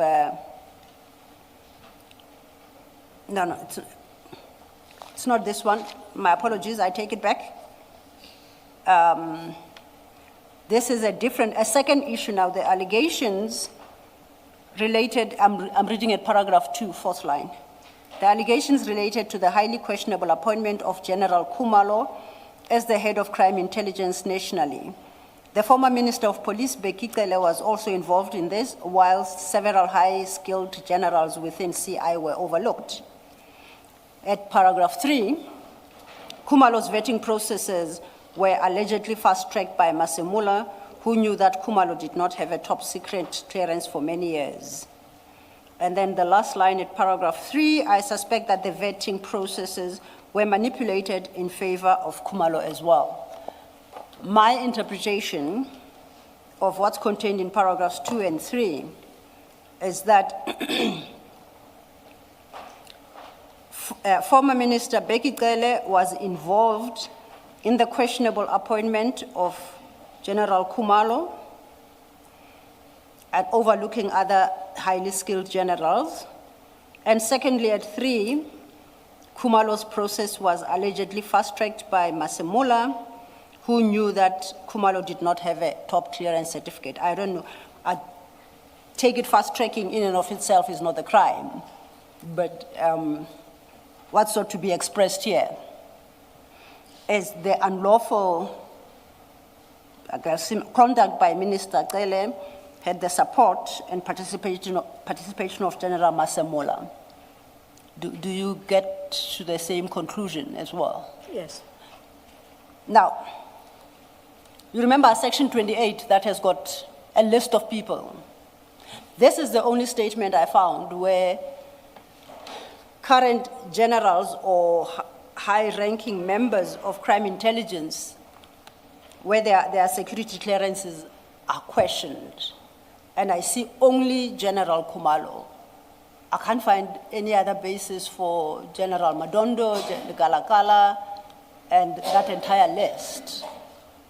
And I do not have any other A1 statement that introduces them by Mr. Adams being the complainant. If you look at, through your chair, if we look at 3479, paragraph 2, on or about early October 2024, I received information anonymously surrounding alleged fraud and corruption being perpetrated within the Division Crime Intelligence of the SAPS. The allegations related to the questionable lateral transfer of Major General Madondo from KZN to CI head office by Lieutenant General Khumalo, who was assisted by other senior generals to do so, knowing that she failed a top secret clearance for many years. That is where I see it. Okay, so that statement then introduced General Madondo. That statement introduces. You remember we have Brigadier Van Vuren, we have, I think, Brigadier Bobby, we have Nube, we have all of them. There are about 8 in our section 28.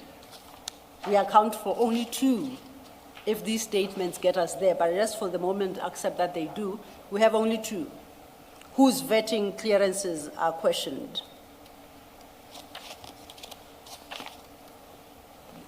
Do you read the documents as I do? Yes, in these, the vetting that is being questioned is that of General Khumalo and Yes. General Madondo. Yes.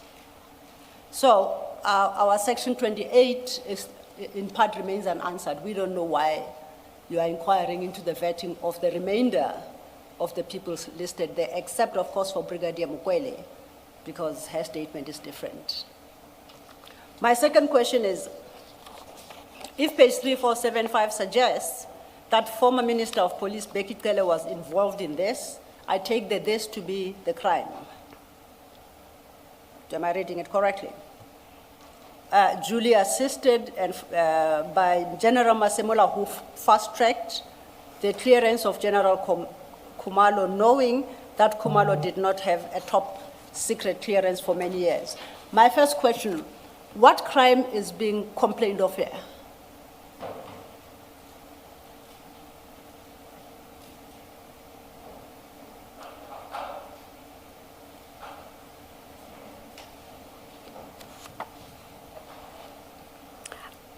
I am aware that from a certain rank, they are all supposed to have security clearances as per their own internal requirements. And that not having security clearance at a specific rank does not allow you to occupy that rank. Yes. Yes. And so for me, it would be, it is more a contravention of either the Intelligence Services Act and or the contravention of a standing order of the South African Police Services. And what crime is that? So in this paragraph, If I may just add, remember, we should keep at the back of our minds section 7, bracket 1, bracket capital A. What crime is that to bring whatever was happening here, assuming it is correct, within the mandate of IDAC?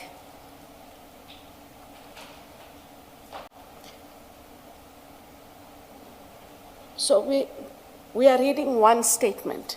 Yes. And the question you asked in council is based just only on this paragraph and what crime it commits. On the vetting issue. On the vetting issue. Yes, on the vetting issue. So if a vetting is fast-tracked, what crime is committed? So if a national commissioner fast-tracks the vetting of one of his generals, what crime is committed there?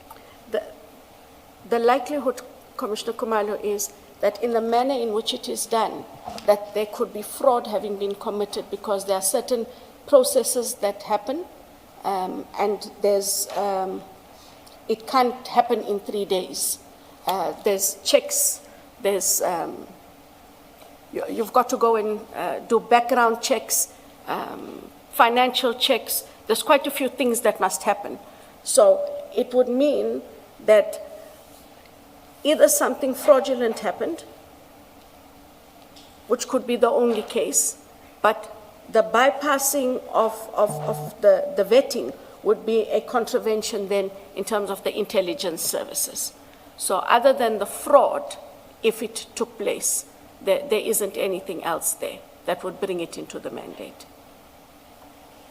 The question, Ms. Silo's question is, what places that within the mandate of IDAC?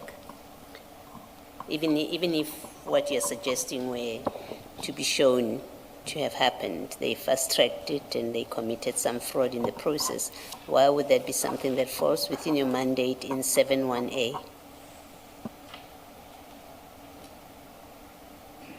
Just merely in terms of the fraud, nothing else. But you do remember that when you appeared last time, you accepted that the fraud, theft, and that list, forgery and uttering, they have to be related. Yes, to the main, to a financial crime or commercial crime. a serious corruption. So why do you say that would be so in this case? Why would the fast tracking of a security clearance or vetting constitute a serious crime of corruption that falls within 7(1)(a)?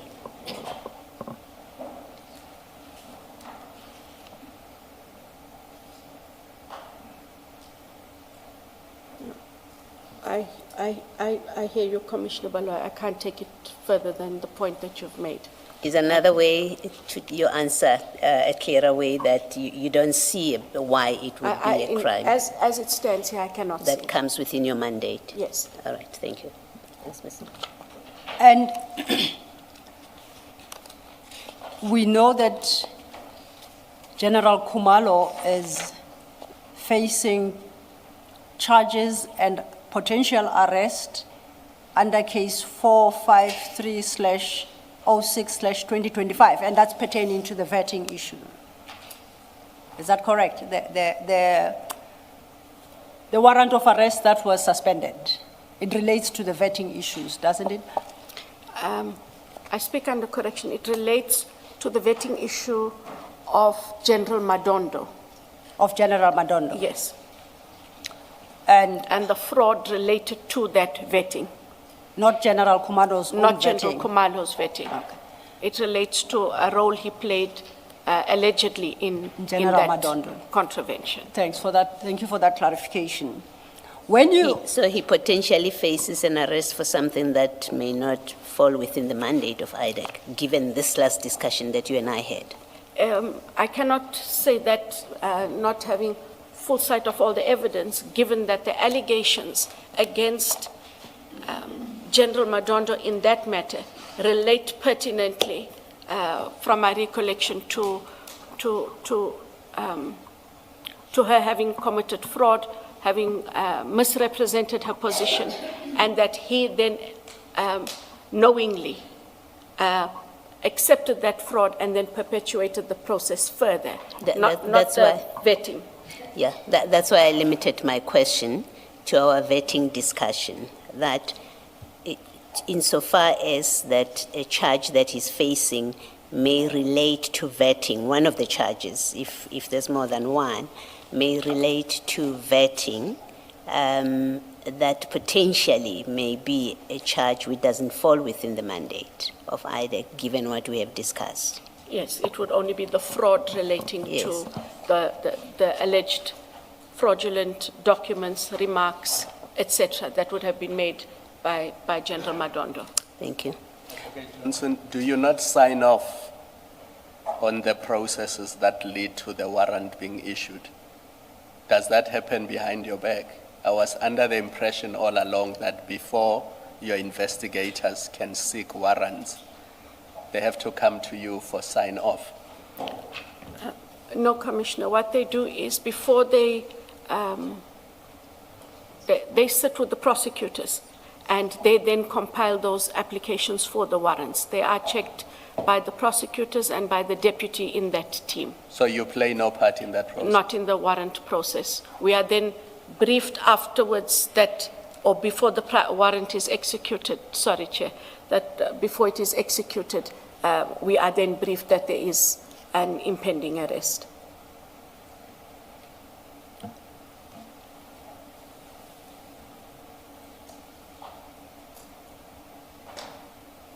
Thank you, Commissioners. Then on the logic of case number 453/06/25, against General Khumalo regarding General Madondo's vetting, or the lack thereof, I take it IDAC is preparing to charge and arrest former Minister Beki Cele and General Masemula for General Khumalo's own vetting shortcomings. Logic dictates that should follow. As I indicated, I'm not vested with the cases at the moment, but that logic does That follow. logic does. Yes. I can't argue the logic away.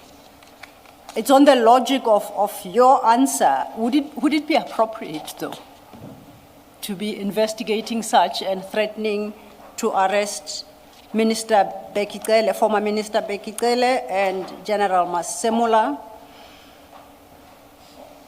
for the fact that General Khumalo was hired into crime intelligence without their vetting clearance, in the absence of any fact that he in fact did not have clearance, which was an absolute prerequisite for his appointment? Is it appropriate to follow that line of investigation culminating in potential charges and arrest based on what you have at 3475? No, unless they fall within other offenses that are not here. Well, it doesn't have other offenses thus Yes, far. And this is a statement that was commissioned by Mr. Perumal on the 6th of January 2025, as you see from page 3746. And just like our previous sorry, page 3476, you remember we changed? 3476, yes. Yeah. We changed numbers, Yes. numbering. Just like the previous one we had, they seem to have this perennial problem of being signed both at Pretoria and Cape Town. It's consistent, that error, through all of them. Are you able to shed some light as to how this comes about? So, when the Commissioner of Oaths chair fills in, the Commissioner of Oaths fills in, as you see, they sign their full names, their office, the address of where they are stationed, and the agency for which they work. It is for that reason, on the right under Mr. Perumal, you will have the full names, ex officio, he's a chief investigator, the investigating directorate, corruption, IDAC, Brooklyn, Pretoria, National Prosecuting Authority of South Africa, Pretoria. The part immediately under Mr. Adams' under Mr. Adams' signature, that says where they were when they took it, which was, they took it on the 6th day of January 2025, and it was done in Cape Town, with Adams having signed in Cape Town. Mr. Perumal signs as the Commissioner of Oaths, but that address that he appends is the address for where he is stationed as the Commissioner of Oaths. No, if I may just interject, I apologize. Okay. My challenge lies in the wording above Mr. Perumal's signature. You see it reads thus, done and signed to at Pretoria on the 6th day of February, that's typed. And at the conclusion of that paragraph, it says, in my presence at Cape Town. No, they have to explain. That I hope is just an honest error.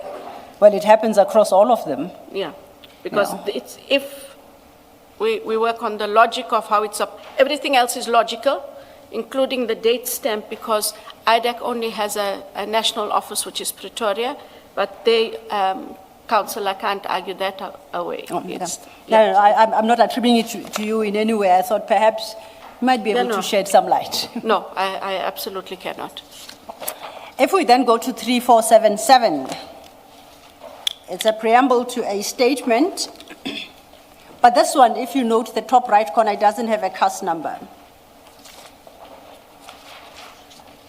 And at 3478, it lists fraud and corruption as the offenses.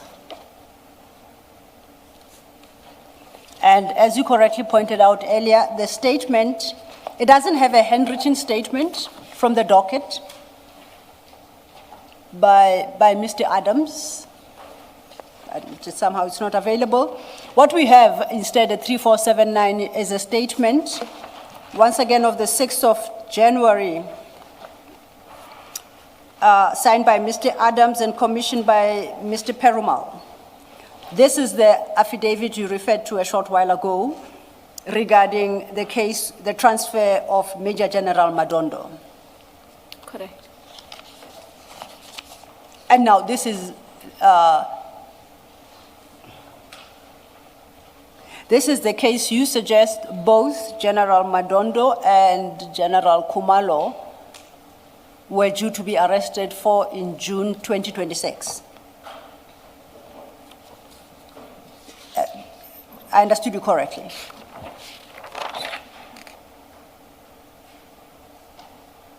This would be Brooklyn 543. That's what you had indicated earlier. We know 453 is in respect of the top secret clearances.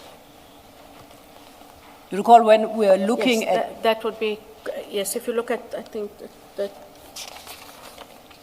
sorry, Chair, I don't mean to waste time. No, not at all. With the chair's permission, of course. Because if you look at 3481 and 3482, if the numbers have remained, that's Brooklyn CAS 543 of 6/2025, and that is the CAS that then refers, yes, correct, to Madondo and Khumalo. Now, staying at 3479 then, we say the allegations relate to the questionable lateral transfer of Major General Madondo from KZN to CI head office by Lieutenant General Khumalo, who was assisted by other senior generals to do so, knowing that she had failed to secure a top clearance for many years. First leg of that, why is IDAC charging General Madondo for that based on what Mr. Adams alleges? What wrong did she commit by being laterally transferred?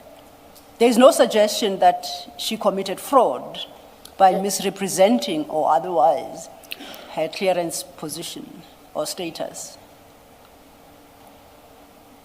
It is not in this paragraph, but I do understand that that is what is being investigated in 543 of 6/2025, is fraud committed in getting, she committed fraud But in order to have herself laterally transferred. how do you land there? This is all you have Yeah. regarding her transfer. Yes. How do you land at a place where you say she committed fraud? No, I'm saying it is not in here. Where is it? It is in the rest of the docket where they have other statements. They're not Adam's statements. So I take your point again, as we did about the vetting, but just to indicate that there was in fact a fraud investigation that was undertaken, given her own allegedly fraudulent conduct. It's not in this paragraph. I accept Apologize. that. I take it that by the time we apply for an arrest warrant, the charges are finalized. And I know that is the docket we had agreed we will tread carefully around. Yes. But on the basis that you have an arrest warrant, that suggests you have an application for a J50, which suggests you have finalized the charges. So those are more or less cast in stone. From your recollection, what is the fraud she said to have committed without undermining whatever ongoing investigations there are? If you can. I have the answer, but I'm unable to answer it without casting aspersions on General Madondo on a matter that is still pending review. You are about to arrest her, Advocate Johnson, Yes. on the strength of a charge sheet Yes. that criminalizes some or other of her conduct. Yes. I think you may disclose. You can't take that back. The only way you can take it back is for that warrant of arrest to be withdrawn and the charges dropped. So it doesn't, the nature of the fraud that underpins that charge and justifies the J50 remains. Whether you say it here or you don't say it, it's there on record. It can be changed. I understand that, but if Chair, you will allow me, this matter is under review. I am cautious, having removed myself from the matter, that I shouldn't be saying anything that has the potential to prejudice that outcome. The review relates to representations she may have made, and it goes to an independent panel. And I'm merely saying that any utterances I make might have a negative influence. And I shouldn't do that, because that matter should be adjudicated on the strength of what is there before an independent panel. I'm not sure if the chair would allow me that, but that is the basis on which, Chair. I'm not trying to be obstinate. It is the basis on which I would prefer not to answer. I'll support you in your request to the chair. I'll leave it there. I will not pursue it any further.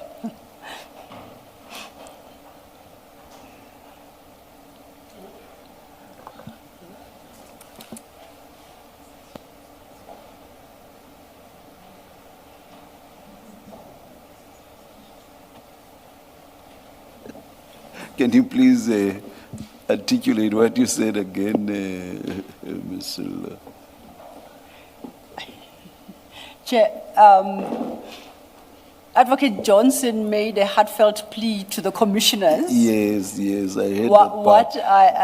I'm not quite sure I followed what you said. What I said was, I shall not pursue the matter further. Oh, Yes. thank you. Yeah. Well, I hear Ms. Silla is not going to pursue the matter further, but I want to ask a different question. You're related to this. Your code of conduct says something about you examining or satisfying yourself about whether evidence was lawfully obtained or material that is potentially going to be used as evidence was obtained lawfully or not. It says that. Now, we know in this affidavit, and your code says that, I think you must be familiar with it. If you want to check, you can look at D2, G, and then I think, rather H, in fact. And then if you want, you can look at I, but you're familiar with this. Now, in this affidavit, Mr. Adams says that this information about General Madondo, he knows it from the documents that were pushed under his door in Parliament.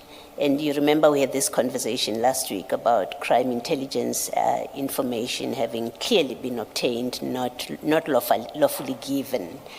Did you, when you see an affidavit that says this, or when you get a briefing, because you must have been given a briefing, I expect you would have asked the question, how do we know this? Where did we get this information about the vetting of General Madondo? And you would have been told, what were you told about it? How this information was obtained? According to the feedback, the information was obtained, Commissioner Baloyi, through the Section 28 subpoena processes that followed after the 6th January engagements with Mr. Adams. Okay. So documents were subpoenaed, So and they would have been provided. Well, in his affidavit, he tells you, or he tells Mr. Perumal, how he received this information, the very affidavit you're looking at, and he Yes. says, I attach here 2 documents which were pushed under my door, my office door at Parliament, and which relate to Madondo's application. Now, it doesn't call her General, so I'm reading, it's not me being disrespectful to General Madondo, which relate to Madondo's application for security clearance marked FA. So Mr. Perumal, or Chief Perumal, knows from this that he's now receiving and looking at information that that was not lawfully obtained, and that Mr. Adams is not entitled to have access to and to have sight of. And so my question to you is, was that inquiry that your code of conduct says you must satisfy yourself whether that evidence was lawfully obtained, was that done in this case? Or you were all just happy to get the information and then carry on because it takes you down a particular path of inquiry? No, Commissioner Baloyi. I hadn't gone through the details of all his A1s. But I do see here where reference is marked to FA1. I have not seen FA1. In fact, when we were conferring, I was saying, am I missing something? Where's the FA1 that ought to have been here? If, in fact, FA1 was provided to Mr. Perumal, then we have to determine what that FA1 was. And if it is a classified document, then that is a problem. That should be dealt with. I haven't seen FA1 at all. Yeah, let's assume that FA1 is exactly what Mr. Adams says it is. He says it's information or a document that relates to Madondo's application for security clearance. Let's assume that for purposes, because that's what he tells us. Let's assume it's that and it was attached. You say it's a problem, it should be dealt with. What is a problem about it? What is a problem that you say it is a problem, and when you say it should be dealt with, what does that mean? So, if the document is in fact a classified document, there are two things. One, Mr. Adams should not have been in possession of the classified document. If it isn't a classified document, we all agree that that isn't a challenge. If it is Is it not a challenge though, even if it's not a classified document, it's crime intelligence information. He didn't get it lawfully. It contains the personal information of a person, and he's telling your investigator, your chief investigator, that this was not given to me by General Madondo. It was under my door. It was put under my door. So we know he didn't get it properly. Yes. So it seems to me it really doesn't matter. It may have different consequences in terms of the extremity of the consequences of it, but it remains a problem, even if it's not classified, no? Correct. Yes. And so steps should be taken Yes. for the handling of a document. And those steps would unlawfully. those steps would be against Mr. Adams The for step- being in possession Of crime intelligence documents that classified or unclassified. are not in the public domain. That Yes. is correct. Okay, thank you. I want Thank to you. ask you, sorry, Sorry. Advocate Selo. Advocate Johnson, these affidavits, how does IDAC ensure that the affidavits are independent of IDAC's investigators? It bothers me that it is IDAC that goes to the complainant,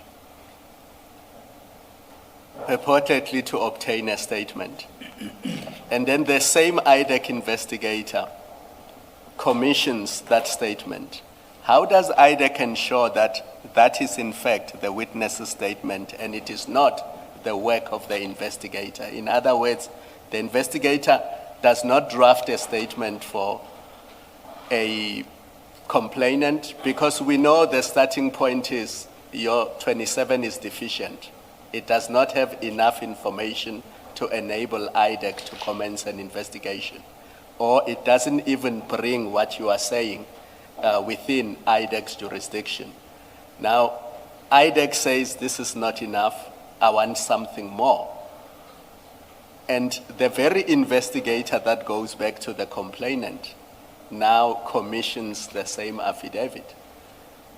How does IDAC ensure that the investigator does not push that agenda to ensure that the follow-up affidavits now contain the information that will clothe IDAC with jurisdiction it did not have when the complaint first came in?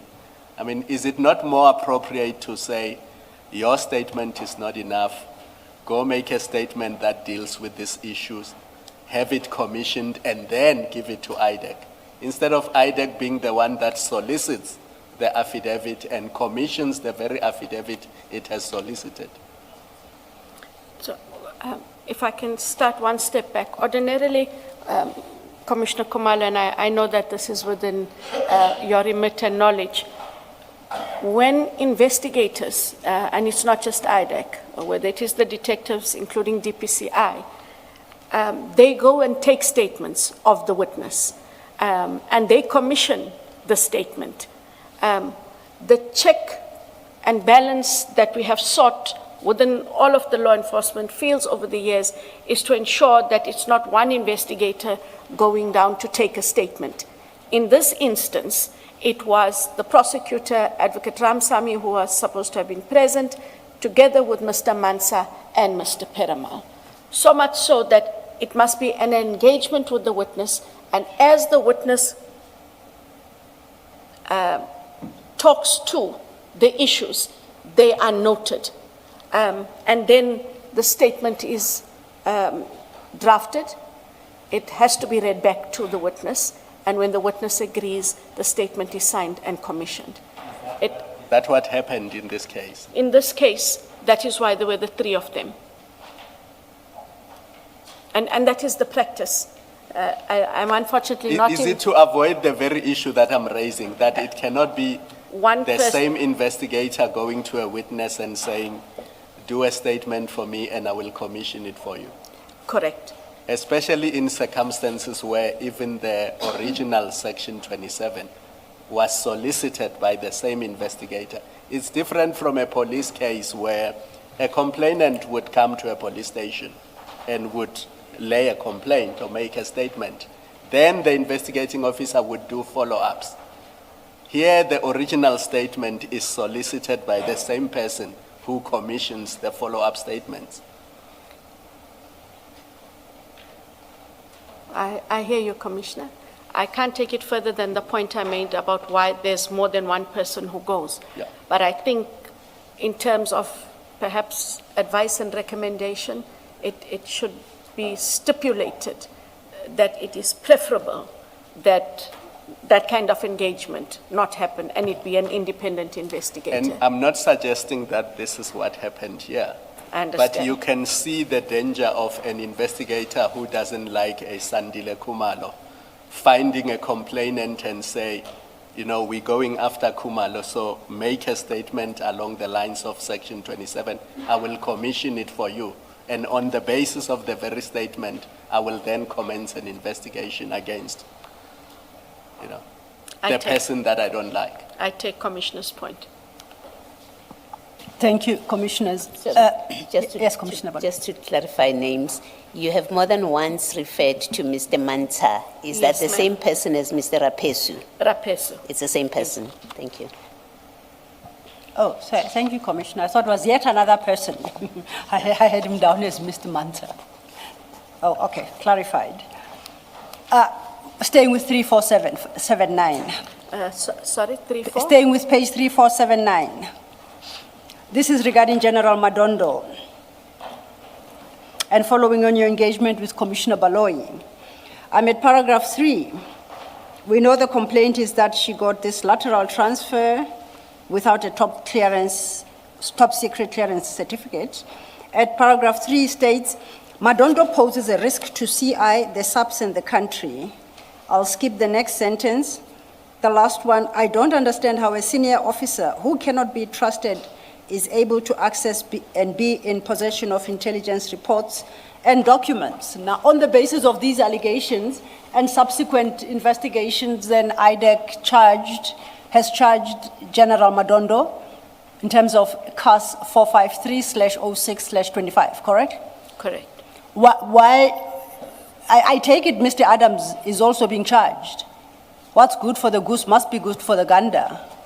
If General Madondo, not having that clearance certificate, poses a risk to CI, the subs, and the country, I dare say so too is Mr. Adams.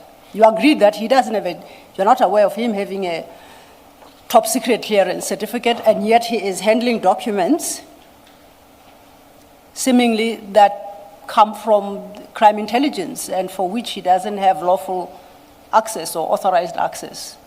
Once again, we are in that logical terrain where I say, if we accept that General Madondo has committed a crime and poses the risk that is articulated at paragraph 3, so equally too must Mr. Adams. Logic would dictate for me, unless I'm persuaded otherwise.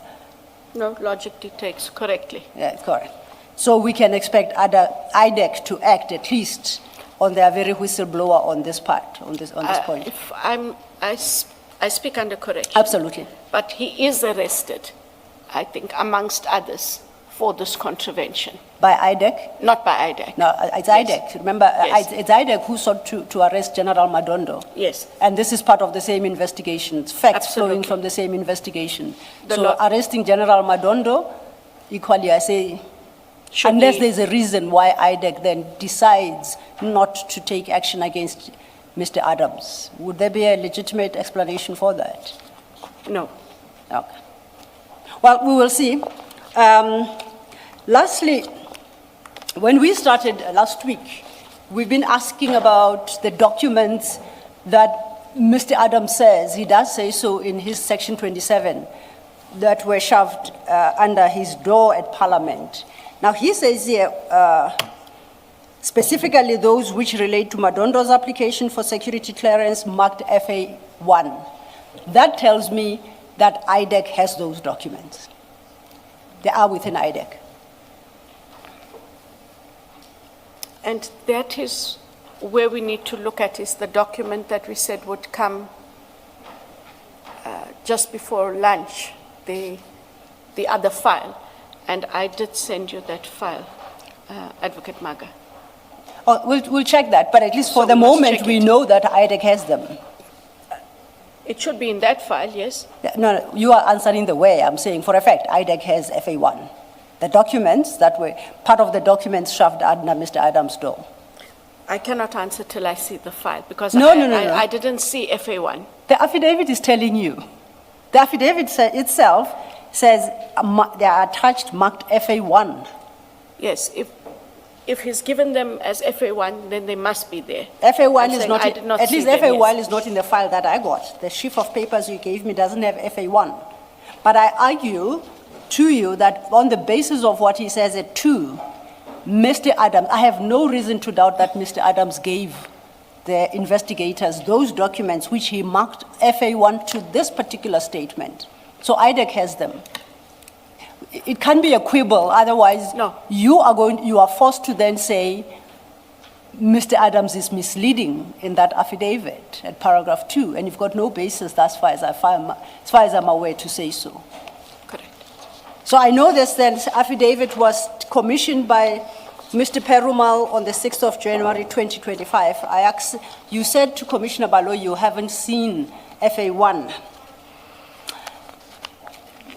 To your knowledge, is Mr. Perumal available to assist us if we're to make an immediate inquiry regarding FA1, this annexure?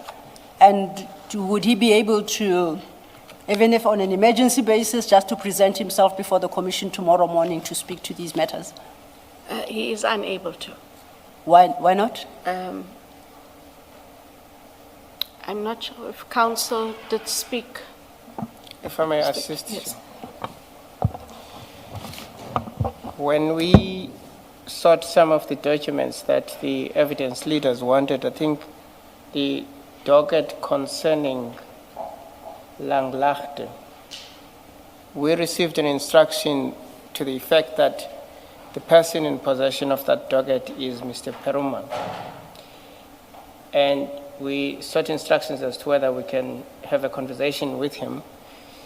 We were informed that he's not well. He was hospitalized during the course of the past weekend, so that we also didn't have access to him. The information I received last night was to the effect that he was discharged during the course of yesterday, and that attempts would be made to get that docket from his office, but we haven't had access to him at all. Fortunately for me, I haven't a medical certificate of any kind. So I don't know what is the actual problem with him.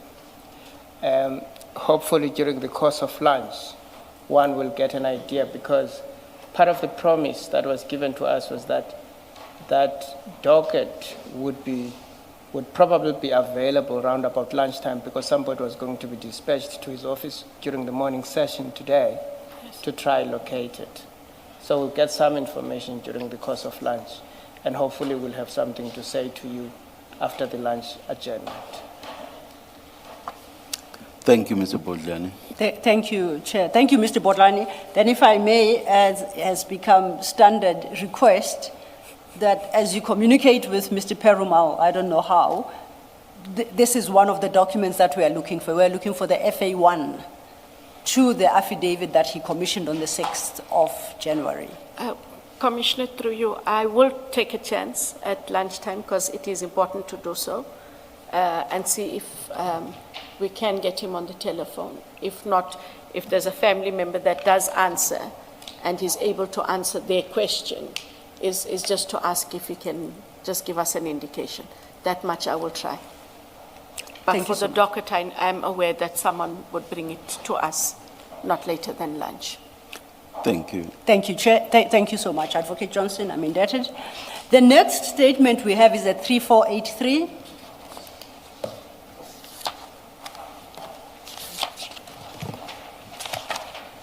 And once again, you'll see at 3484, it's commissioned on the 6th of January 25. It's got that Pretoria Cape Town problem as well, and by Mr. Perumal. This is the one that I say, we've seen this statement before. It's the Mukwele A1. And I think we have dealt with it sufficiently extensively. My last statement that we've provided to the Commission is at 3485. And this one, you referred us to it earlier. This is regarding the break-in at General Lushaba's house. But this particular statement I see is commissioned by Manta Robert Rapesu in Cape Town on the 6th of January 2025, as you see from page 3486.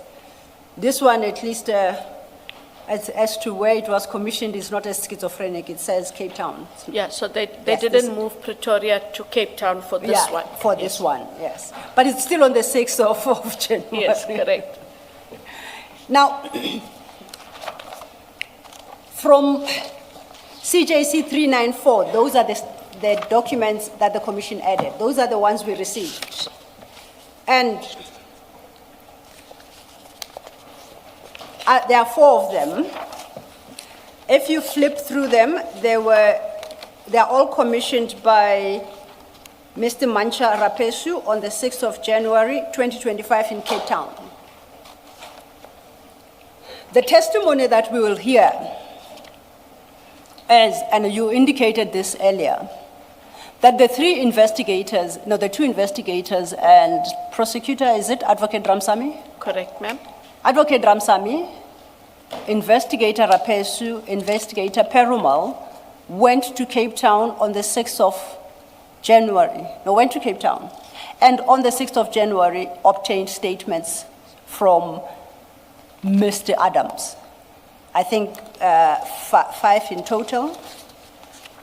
And that all those statements were commissioned by Mr. Rapesu in the presence of the other 2 being Investigator Perumal himself and Advocate Ramsamy. Correct. And that what we have at CJC 394 are the actual statements taken on the day. And that the statements we have spent the last time working through, commissioned by Mr. Perumal, are a post-fact fabrication. Both witnesses disavow the validity of all these statements, that on the 6th of January, Mr. Perumal did not commission any statement. That's the evidence that we shall hear. Okay. And that they were all commissioned by Mr. Rapesu. To that end, because we are armed now with 2 sets of statements, much like Cape Town Orlando situation dockets, but that don't speak to each other, the witnesses say they do not know the statements purported to be commissioned by Mr. Perumal. Okay. They attest to the documents that the Commission has submitted this morning at CJC 394. It was a bit of a mental exercise to try and marry them, and both have provided short voice notes to explain why it is they challenge the validity of these documents commissioned by Mr. Perumal. And Chair, Commissioners, through you, I beg leave to play. They are very short notes. Before you do that, does that include 3485? Because 3485 was It is by Mr. Raphesu. commissioned by Raphesu. So Yes. should it not be part of CJC 394 if what you are referring to applies to statements in CJC 393? It would be, except that 3485 was provided by the Oh, witness. okay. But I you're not suggesting that 3485 is also a post facto? No. Yeah, okay. It's only those commissioned by Mr. Perumal. The Pretoria, Cape Town. The Pretoria, the schizophrenic ones here, yes. Then we are clear. So before I play these clips, because I think they explain and the basis for why they so contend, I must place on record that both witnesses will be appearing before the commission this week. They'll testify to what they state in those voice notes, and their statements should be coming through any moment soon. So it is necessary that through them, I explain the challenges to Advocate Johnson, and then after lunch, we can then compare the two sets of statements to determine why their advice is important for our purposes. Understood. Very short statements. Thank you, Chair. We play the first. The first one will be a female voice, the other will be a male voice. Where you hear a female voice, that's the voice of Advocate Ramsamy. When it's a male voice, that's the voice of Investigator Raphesu. Thank you. A1 taken by Dylan on the 6th of January, 2026, and then a supplementary taken on the same day by Raphesu, 6th of January 2025. So why would two investigating officers sitting in the same boardroom have taken two different statements on the same day? And I can confirm that in my presence, there was only 4 statements taken. They were the 4 supplementary affidavits, which I have provided to you. The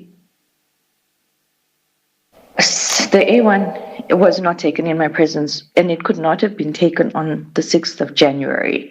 One, we didn't have the Cape or the Pretoria stamp with us, as is clear from the supplementary statement. 2, Dylan did not take or commission any statements in my presence. 3, we had one vehicle, we all traveled together, and all meals were done together. We even sat at the pool for a long time and chatted and whatever. So when exactly would Perumal have taken the statements on the 6th if we were together? Thank you. That was the voice of Advocate Ramsamy. And we play the second clip. That should be Investigator Raphesu.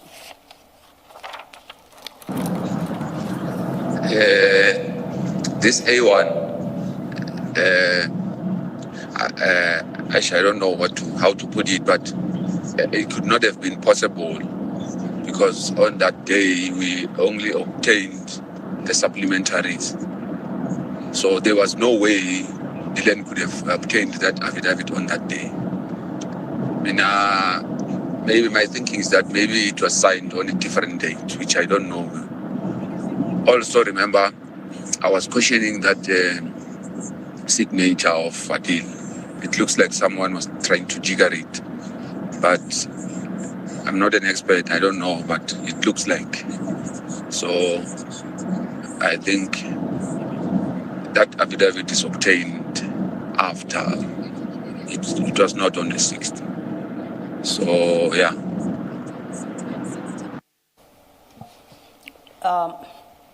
I think both were fairly audible. There's no need to replay, and I think the import of the respective message is duly delivered.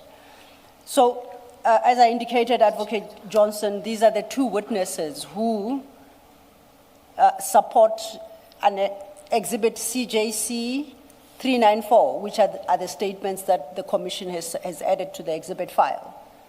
and they deny any knowledge of those statements as commissioned by Mr. Perumal. And their testimony will be that whenever it is Mr. Perumal took those statements from Mr. Adams and commissioned them, it definitely is not on the 6th of January 2025 because they were together at all times. And Mr. Perumal himself was present when Mr. Ramaphosa commissioned the statements.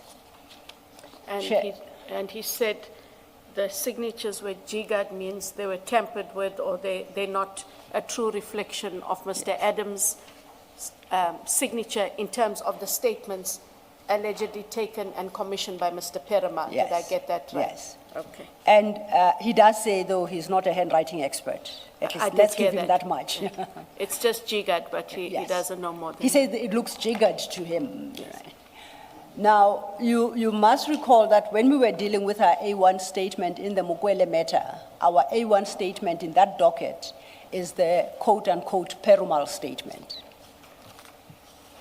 So, Chair, You Yes. say, Chair, let's break. Can I just check something?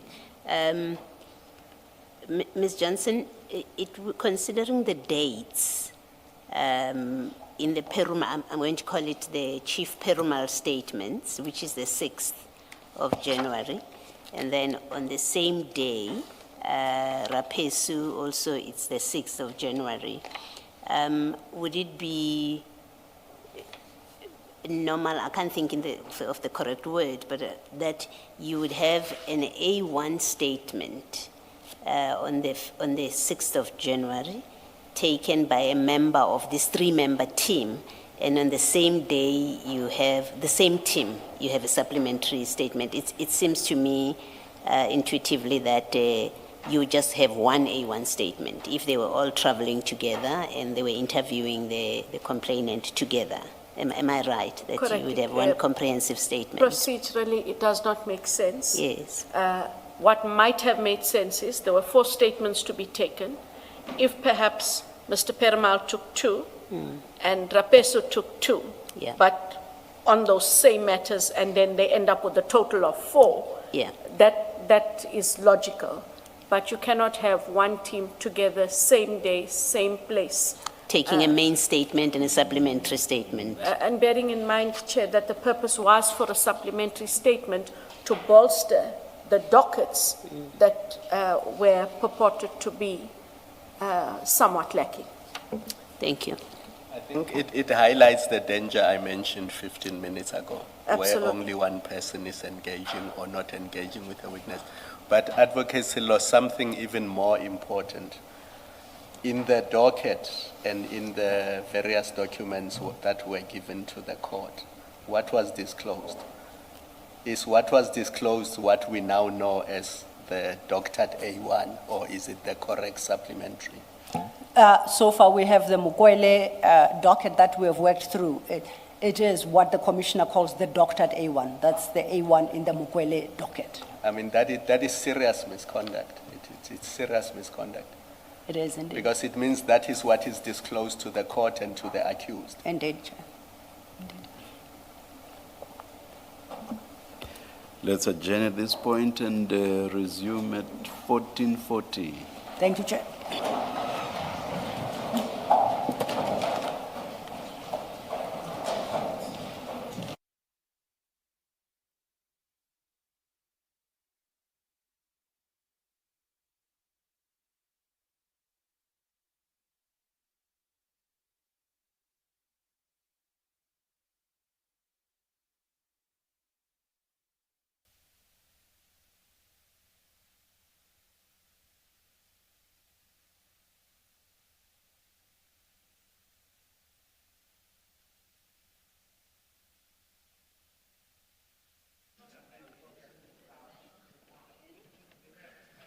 One, two. We are ready to resume. It's 14:39. Please make sure that your cell phones are on silent. Thank you.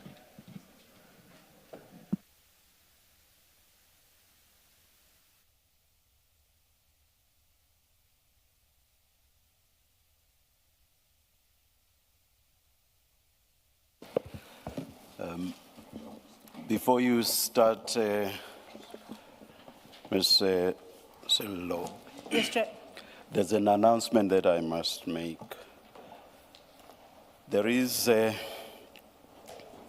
someone who disclosed the identity of a witness that testified anonymously. On the face of it, it appears that this was done deliberately.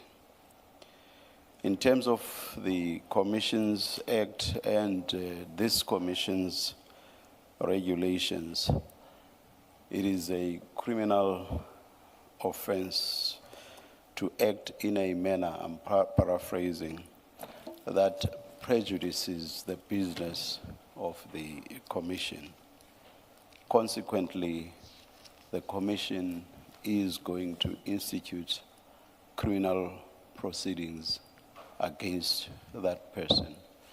This is a matter that the Commission takes very seriously, and it simply must act in these circumstances. Thank you.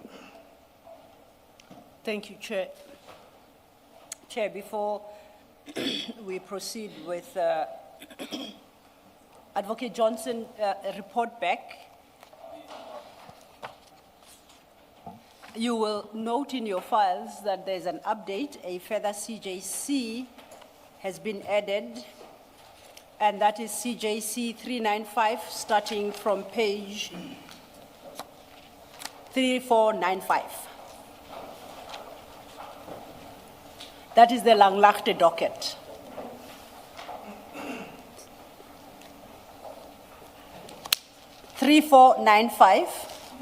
That's an addition that was file 9.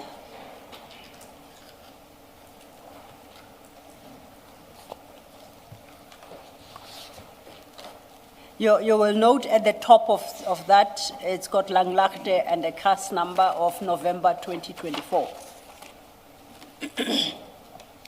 Now, I'm yet to apply my mind to this particular docket, but I think we can touch on it in passing. The second issue was, I think Advocate Johnson had indicated that she will make a call either to Mr. Perumal or his office to obtain Annexure FA1 that is referenced in one of the statements commissioned by Mr. Perumal. I think, I don't know if Advocate Bodlani is ready with that report back. Thank you, Chair. Thank you, Chair. Firstly, I confirm that the Langlaagte docket has been made available. We delayed making it available. We apologize. The request was made last week. We should have made it available during the course of the week. We did not. An apology is merited. And it has resulted in what Ms. Sillo is mentioning, that she has not applied her mind to it. That delay is definitely attributable to us. The statement, the attachment that is referred to Mr. Perumal's affidavit, we are told it is part of the Langlaagte docket. But because we have yet to apply our mind to it as well, I'm not in a position to point out as to where exactly is it. Nor am I able to say, well, there is a deficiency here and there, because I have not seen it at all. But I guess during the course of the afternoon, even if after this session, the two teams will put their heads together. If there is still anything outstanding, it will be brought to our attention, and we'll make means to see to it that it comes forth. Thank you, Chair. Thank you, Mr. Bodlani. Thank you, Chair. Before you continue, Ms. Sillo, Yes, Commissioner. there was a request, I think last week, Thursday, that more effort be made to obtain the response to the minister's letter, the letter from the minister's office. What is the update on that request? I must say, I don't know if Mr. Bodlani will be in a position to comment. I confirm that that is the case, and I think it flowed from questions by Commissioner Baloyi and yourself. I must state that in our communication to Advocate Johnson and listing the documents agreed to be provided, somehow that one fell through the cracks, so we didn't bring it to our attention in our communication. Perhaps I should address myself to both Advocate Johnson and Mr. Bodlani. I don't know if they recall. When we were considering an annexure from General Mkwanazi's annexures, we referred to it as MK16, the letter written by the minister's office purporting to be a quote-unquote Section 27 referral. You recall that that was followed by an engagement on whether you had responded, you, Advocate Johnson, had responded to that letter, and what the terms of the response were, and whether that document could be availed. You had undertaken to check in your computer and provide us with a copy. When we wrote the letter to you on Thursday last week, reminding you of the documents to be provided, that particular document was inadvertently excluded by us. Apologies for it. I don't know if you're in a position to shed light on where your search landed you. I would like to believe you remembered to conduct the search, it's just that we forgot to include the document in our list. Thanks. Thank you, Chair. We did conduct a search. I just want to preface it by saying sometimes I type the letter and send to the PA, or I type it, print it, sign it, give it to her. From my recollection, I would have typed the response. So I sit in the unfortunate position that my laptop, on which that would have been, was stolen at an airport in Windhoek in January of 2025. Commissioners, I lost everything. I had stuff from 2007, everything. And because it was typed and it would have been on the laptop itself, it could not be retrieved. So we did that exercise on the cloud, thinking that perhaps through a backup it might have gone there. It is not there either. And my apologies, it is an unfortunate situation. It would have helped if I was able to shed light. And then through you, Chair, I did also undertake at lunch to try to speak to Mr. Perumal to find out about his ability and or when to come back. He indicated that he will engage with his medical practitioner and then he will give proper feedback. I did indicate they would have to give a detailed feedback about why he may or may not be able to attend and when he would be able to attend. I will follow up with him again tomorrow morning, giving him some time to do that. And then lastly, with regards to the FA1, I then understand, whilst we will all have to go through it still, in the new documents, Council, that you have attached for us, the 3497, which is the statement of Mr. Adams, attaches FA1. And when I just glanced at it, I'm sure we'll all have a detailed look. When you look from 3499, Commissioners, up until 3512, just from a reading of these documents, they purport to be crime intelligence documents. They purport to be internal documents. And I make the assumption, and colleagues will correct me once you've gone through it, but Chief Perumal said that that FA1 would have been in the Langlaagte. I do hope that assists. So if I understand correctly, you're suggesting that from page 3499, that is the FA1? FA1. Oh. Subject, of course, to confirmation. Subject to confirmation. Okay. They all talk to the same subject matter, Council. Yes. So I think he may have called them FA1, and that's the bundle that he would have referred to. But of course, you're all going to still apply your minds. Well, we will see, because just casting my eye on this particular docket from 3499, that speaks to procurement of forklifts. Correct. But you recall the FA1 we wanted was in relation to General Madondo's vetting. So there seems to be a different FA1. Each statement will have, naturally, its own annexure. So that request stands. Noted. You note. Thank you.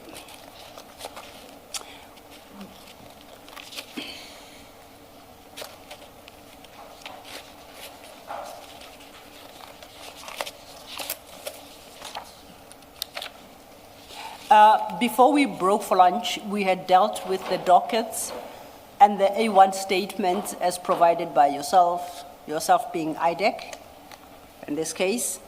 And then I suggested that as the Commission, we have received other statements also commissioned on the 6th of January, but commissioned by investigator Rapesu. And then we listened to the two recordings where both would-be witnesses to this commission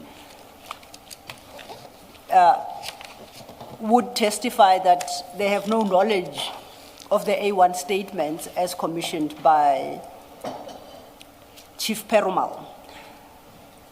I understand that there are 4 statements in all.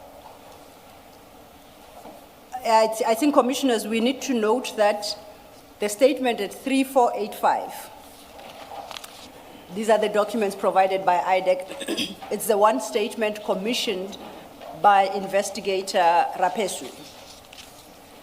On my reading of the statements that we have received from, as a commission, that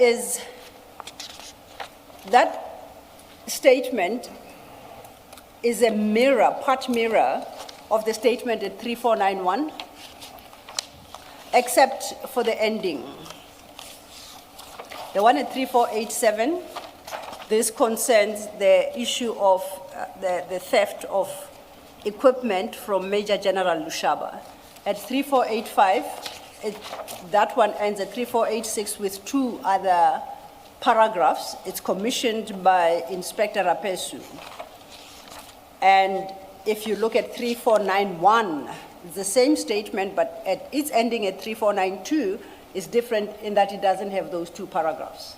But the content of the first page in each case is the same. I take it that is a matter that Investigator Rapesu would shed better light on. But as I understand it, it's 4 statements, actually. So then, I tried to, Advocate Johnson, you followed my attempt at reconciling these statements by Investigator Rapesu himself. There are 5 copies in the file, but as I understand it, there are actually 4 that were taken that day. There is this one that you have provided that mirrors another one to some extent, but not wholly. But that's a matter for Investigator Rapesu to clarify. Correct. Then let's turn to the documents that the Commission provided. And that will be your CJC 394, starting at page 3487. And if you can keep your finger at 393 from page 3466, because that's the pack with what I'll call Chief Perumal's statements. The statement at 3487, CJC 393 starts at page 3466, and the actual statements commissioned by Mr. Perumal start at 3479.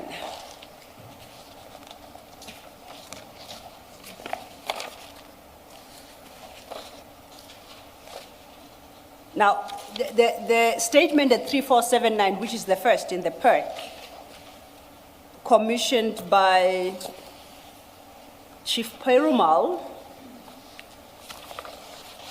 on my reading, appears to mirror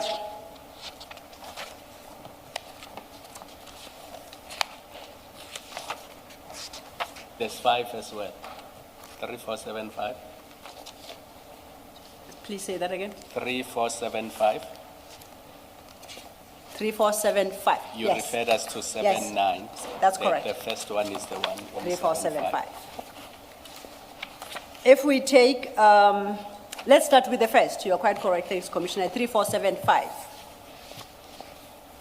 And I would like to invite you to accept that Investigator Rapesu and Advocate Ramsamy are correct. For the moment, let's accept that. And I'm not necessarily saying they are, but for purposes of our engagement, that the actual statements which Mr. Adams, supplementary statements that Mr. Adams deposed to on the 6th of January are what is contained as Annexure 394, CJC 394. Now, the first of those, of Mr. Perumal's, speaks to, if we look at paragraph 2, the issue of the questionable appointment of General Khumalo as the head of intelligence. That's at 3475. It doesn't appear that when the three of them took statements from Mr. Adams that they had such a complaint. The closest I get to is the statement at 3489.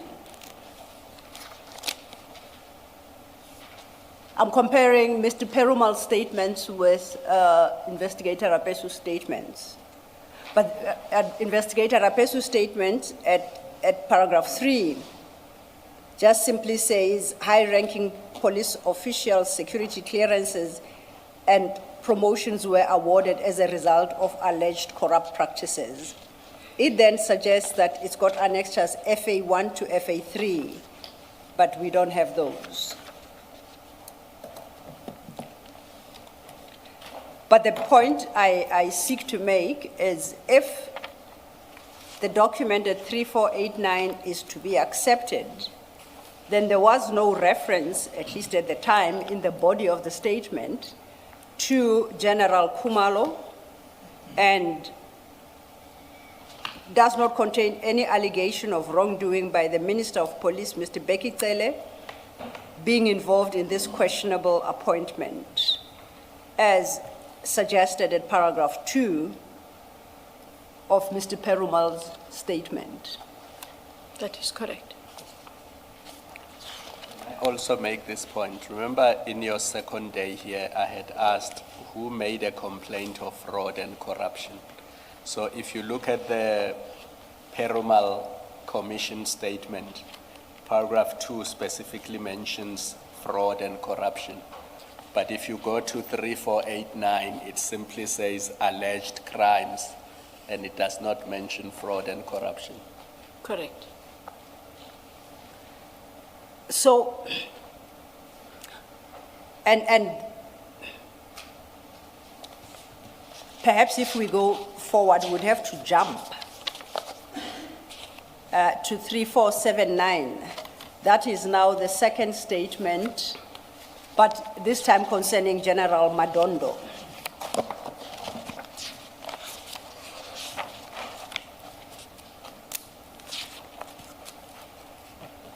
And when I look at CJC 394,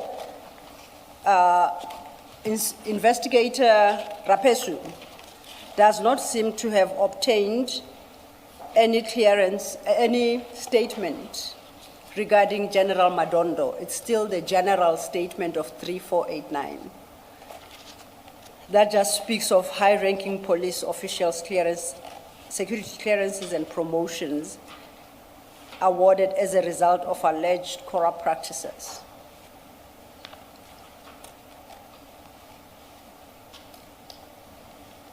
But the statement by Mr. Perumal specifically now mentions General Madondo.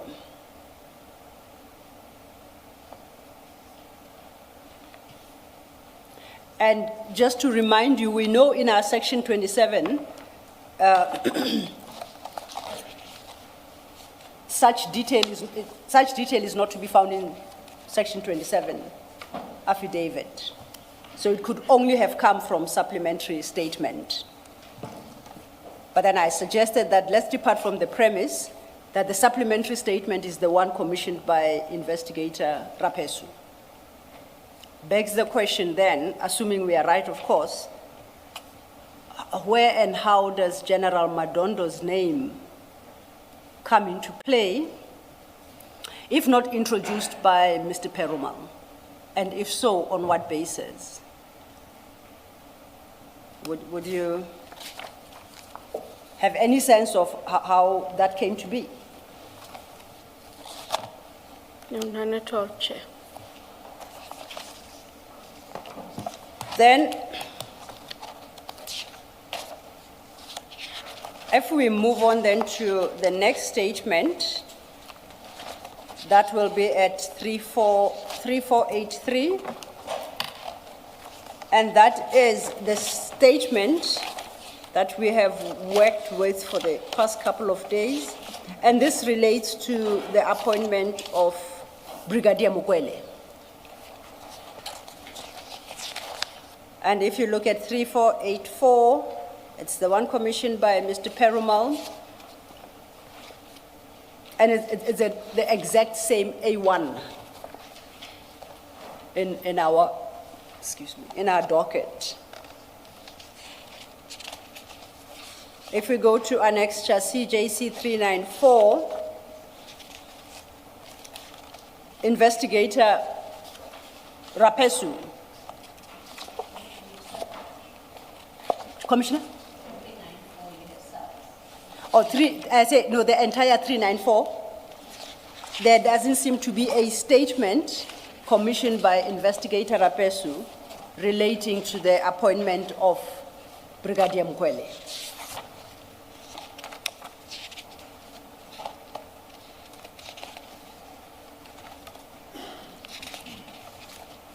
So it would appear that all that was there as of January 6th regarding the appointment of Brigadier Mukwele is what's contained in the Section 27 itself. And once again, on the face of it, it would appear that Mr. Perumal then went and solicited this extra statement in the absence of Investigator Raphosa and Advocate Ramsamy. And of course, you can answer to these things. You were not present when they were sourced. Correct. But we are headed to, of course, your responsibility as the head, and I'm going to invite your comment, and hopefully have a discussion about the legality of what appears to be happening here. The last statement commissioned by Chief Perumal is at 3485. It's not by Chief Perumal. 3485, it's that duplicate statement commissioned by Investigator Raphosa, but this is concerning the General Lushaba matter. What we have, according to the versions of Investigator Raphosa and Advocate Ramsamy, is a new allegation that does not appear in the Section 20. It's not foreshadowed at all in the Section 27 as we have it. And the first one you find at page 3487.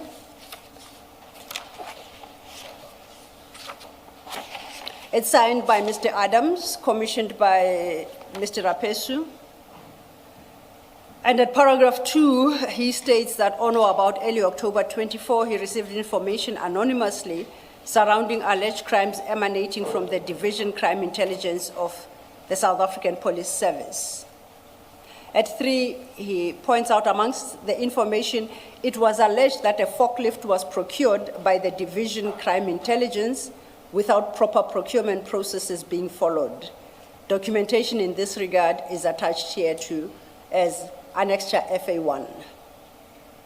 You see that? I see. And earlier, just after lunch, you pointed out that that annexure FA1 is the Langlaagte docket, Is in the Langlaagte which docket. is now in the file, but is CJC 359. Correct.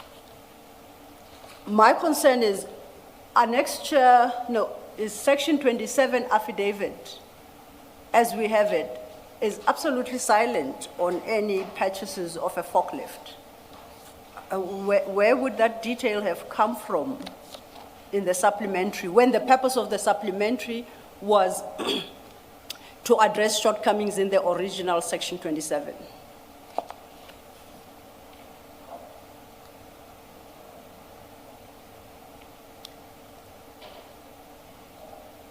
I venture a guess Yes, ma'am. that it, in all likelihood, related to the procurement of goods, as was alluded to under paragraph 2 of the section 27. But that is the only place where you find an item dealing with procurement. And this talks about without procurement processes. So I'm not sure if that is what it relates to. I'm just saying that is the only paragraph in the section 27, Chair, where I saw something of procurement. Yes. So that is where it might arise from, but beyond that, I can't take it any further than that. Even just casting our eye on the docket, if you go to 3496, that docket was opened in Langlaagte on the 7th of November 2024. And Mr. Adams' section 27 affidavit is dated the 21st of November 2024. Correct. So he was fully aware of the detail as contained in this Langlaagte docket, but omits to provide even slightest reference thereto or detail arising therefrom in his section 27. He does refer to the docket in his section 27. He refers to Langlaagte, Yes. from what I recall. And sorry, Commissioners, I'm merely speculating that perhaps it is in that vein that he didn't expand because the expansion would have been found in the Langlaagte docket. And if we go to the referral, that's Sorry. file 2. Sorry, Mr. Yes. Maybe before you leave this page, and this recurs in other pages in these dockets, why would it be written Silverton if it's a Langlaagte police station case with a Well- case number? When the docket must have come from Cape Town, they would have had to give it a different case number because the docket is now in Gauteng. And what they do is they have cross-references. It would be a Silverton matter to be investigated in Gauteng, but it would still have as a cross-reference the Langlaagte. That's the only explanation I have. I do know that they do that. It's not an IDAC thing. It's the police tend to have those cross-references. So if you're investigating matters in one province, Commissioner Baloyi, and they have to come over, you case them, but you must keep the original cross-reference. So when these matters are resolved, one is able to properly account for them on the case system to say Langlaagte stroke Silverton, this is how it was resolved, and they get closed off. Or else you'll sit with an open Langlaagte and perhaps a closed Silverton when they were one and the same. Okay. So this Silverton here it's a Silverton in Cape Town. In Cape Town, it's not in Pretoria. The Silverton that's in Pretoria. It's not Pretoria. It's Pretoria. So why would it be there? I mean, you do have something that looks like Langlaagte at the bottom. It is this Silverton that is confusing me. If at the bottom you've got Langlaagte, then we do have the name of the station. My question is, why would you have a representation that this has anything to do with Silverton? If he did go to Langlaagte to reopen or to transfer, whatever language you choose, a case that he first opened in Cape Town, there's no, Silverton shouldn't be there, because this has nothing to do with Silverton. And that is why I indicate, Commissioner, but that's how I understand the system works. No, But I I'd rather get a understand. better explanation for you. Yeah, I understand. Sorry, let me interrupt you. I do understand your explanation of how it works if a case is being moved from Cape Town. I was just asking about that Silverton. I accept you might not be able to explain it, but the way your explanation of the system doesn't explain this Silverton indication in this docket, and maybe it's for an investigator to for the investigator explain. and Mr. Adams to explain why. All right. That Thank is you. preferable. Thank you. I don't know if you have your MK16 close by. You'll recall that when Mr. Nkabinde from the minister's office addressed a letter to your office, he referenced 4 cases, 3 Orlando cases and Langlaagte. And we know that the 3 Orlando cases mirror the Cape Town cases. So Langlaagte is the standalone. I see that. You see that. So it can't be that this Langlaagte docket has anything to do with the open dockets in Cape Town. And it's quite correct what the point Commissioner Baloyi says, that then it must have been opened in Silverton, because it bears reference to Silverton on the face of the documents. So the only point of reference I have, Chair, is the section 27, where he does talk of the Langlaagte. He says, I opened 3 cases in Orlando and the Langlaagte matter. He will help you. It's Summary. file 2, page 512. Advocate Silo, are we talking about 3495? Yes.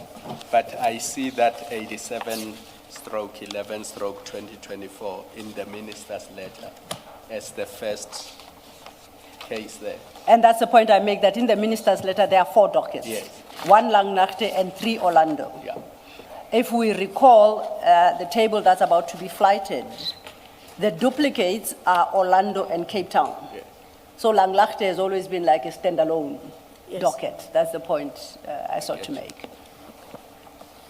It is referenced, Commissioners, in paragraph 8 of the section 27 Yes. by Adams, that he does also refer to, I opened 3 cases based on I came to Gauteng, went to Orlando, I opened 3 cases based on the 3 cases I opened in Cape Town, and I also opened a separate case at Langlaagte Police Station. But that's the only reference I also Yes. have, as well as the minister's letter.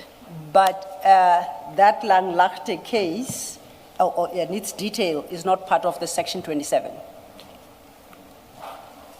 Not in- The paragraph 8 is just informing you what he did. No. Because we know the Langlaagte case is about the acquisition of a forklift. Correct. Okay.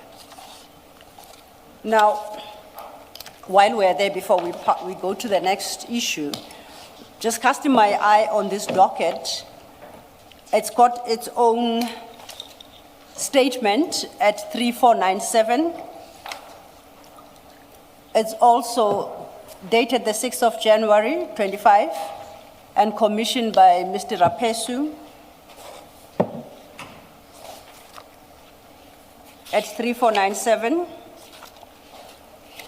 And at paragraph 3, he states, amongst the information, it was alleged that a forklift was procured by Division Crime Intelligence without proper procurement processes being followed.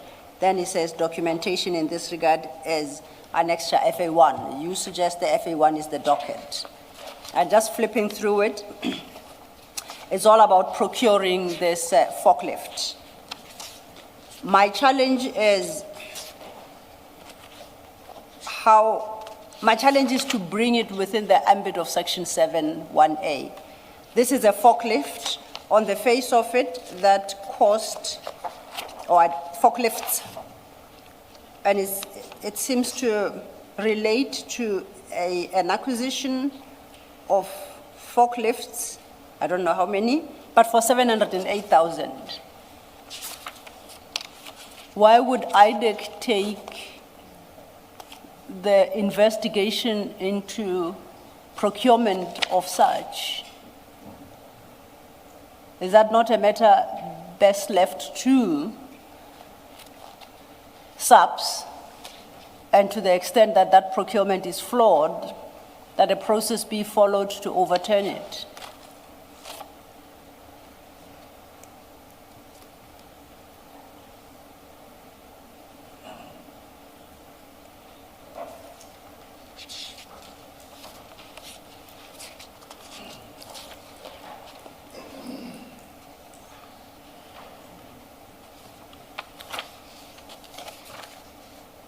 This arises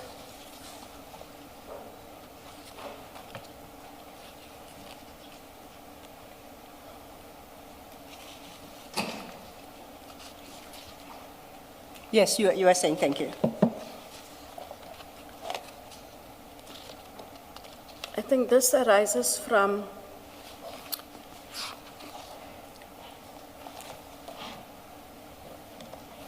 him saying, Mr. Adams,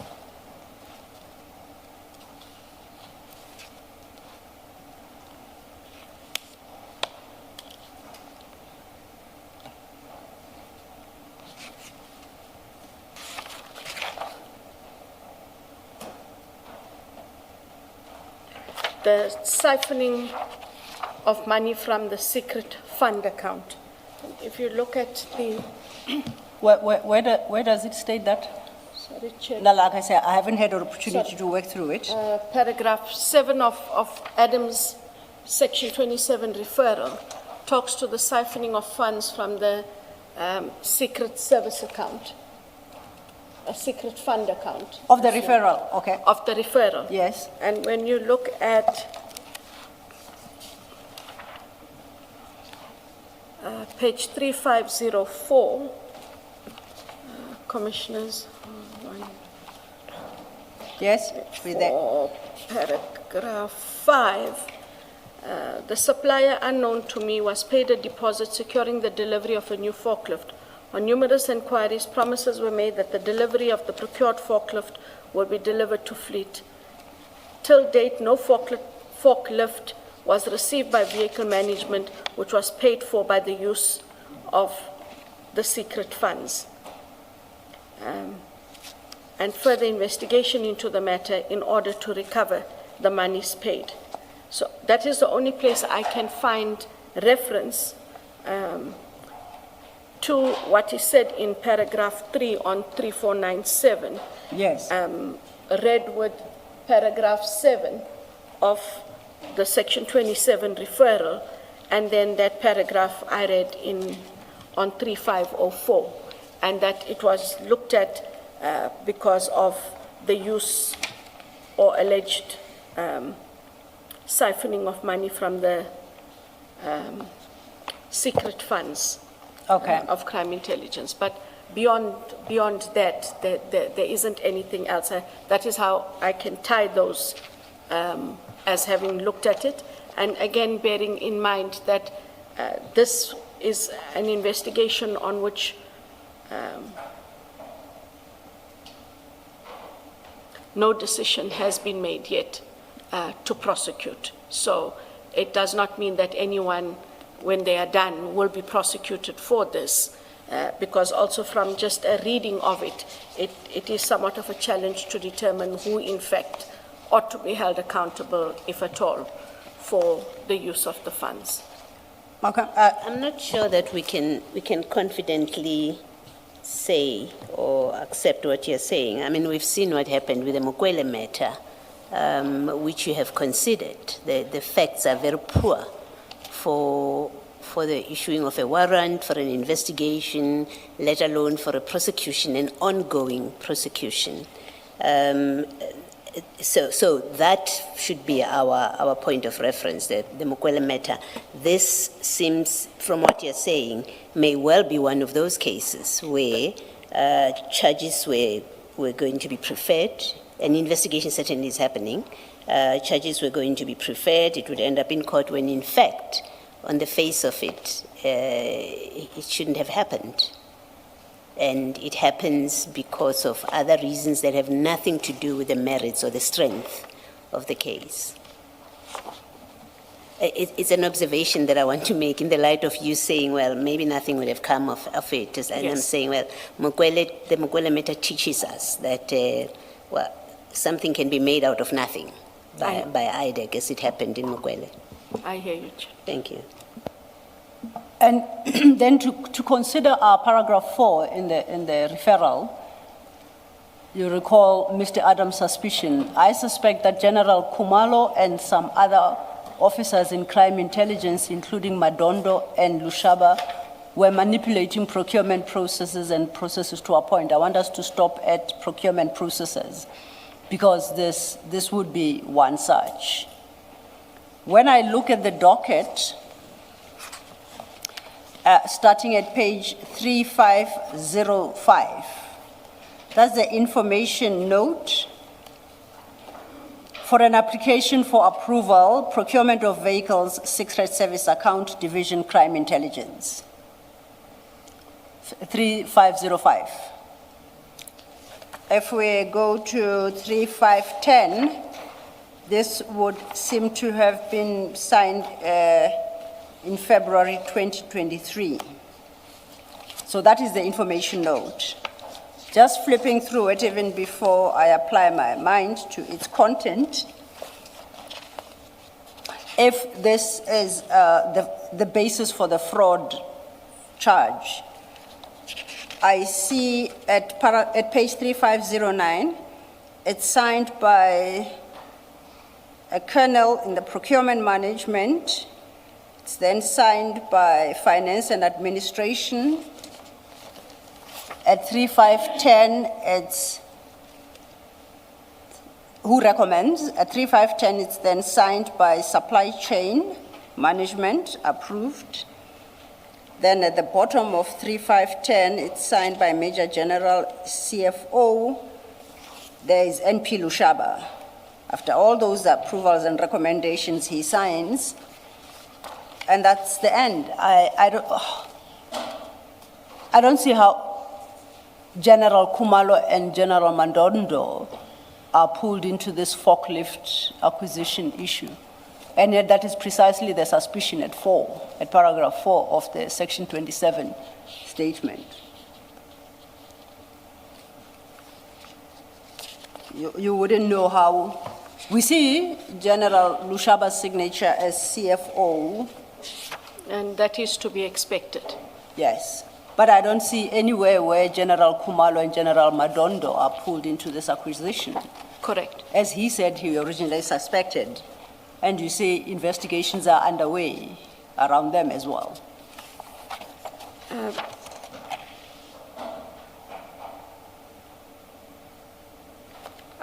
This matter is under investigation. I will go through it like all of you to indicate just from my reading who is the subject of the investigation. Yes. Yes. I'm unable to at this glance to say who is, but what is clear is that both the generals that were mentioned are not on the reading.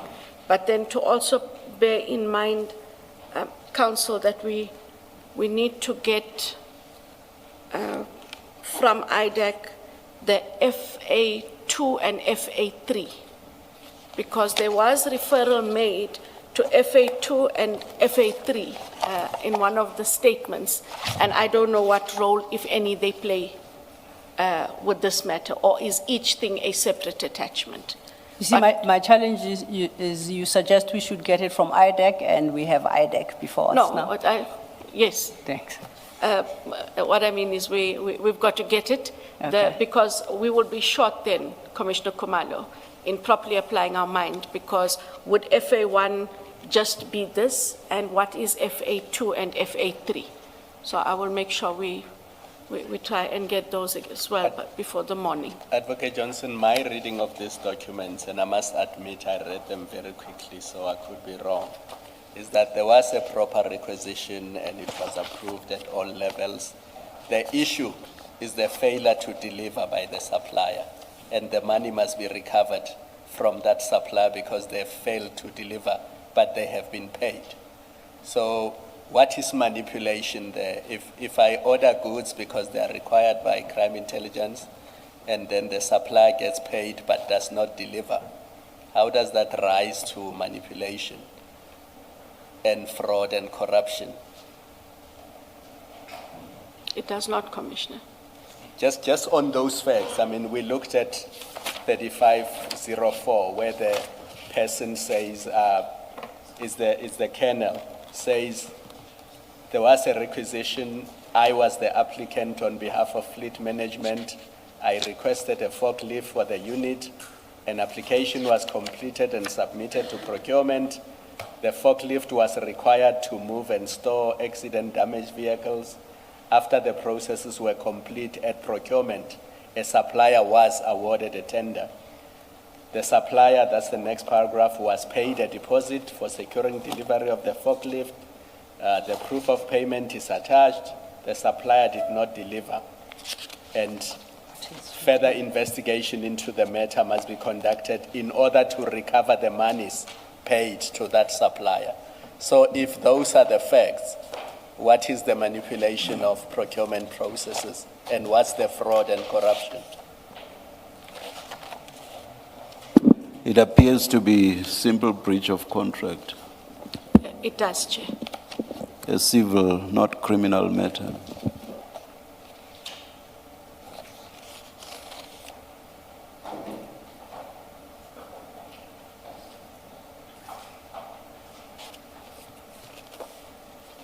I take note, Chair. You agree with Chair or you take note, which is which? At this part of the afternoon, I agree, Chair. Thank you. And then to take it further, just based on the documents as we have them on this purchase of the forklift, is that something that falls within Section 7(1) capital A of the Act? Why is IDAC investigating whether or not suppliers delivered in terms of an award of a tender?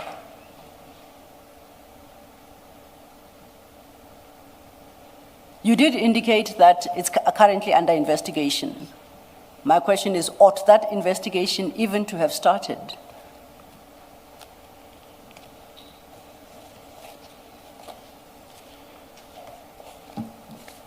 If FA1 is the only document that has relevance to the supplementary affidavit of Adams, on a quick reading, no. Okay. And then, of course, we reach this conclusion subject to what FA2 will tell us, correct? There may be something in FA2 that then brings this, as the chair says, failure to comply with the terms of contract within the mandate of IDAC. And once again, I'll run ahead, and if there is nothing in FA2, what should be the right advice to IDAC as regards this investigation today?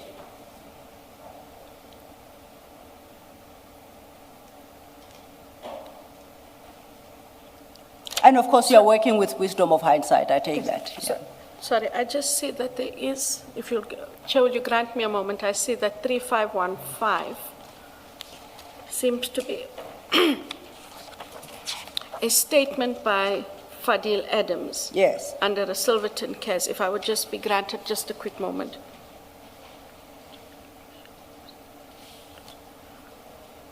And you want to look at 2 and 3. Correct. But then the allegations are directed to General Lushaba.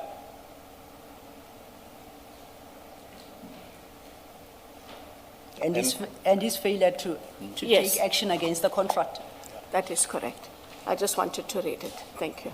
But that statement still doesn't bring us within Section 7. No. Yeah. As this investigation stands, no. So then my question was, let's assume an extra FA2 will do no better. With wisdom of hindsight, should IDAC today be pursuing this investigation? Is it authorized? This matter should be closed. But you did indicate that you referred to your sister agencies? Yes, what I'm saying is it gets closed in IDAC. Yes.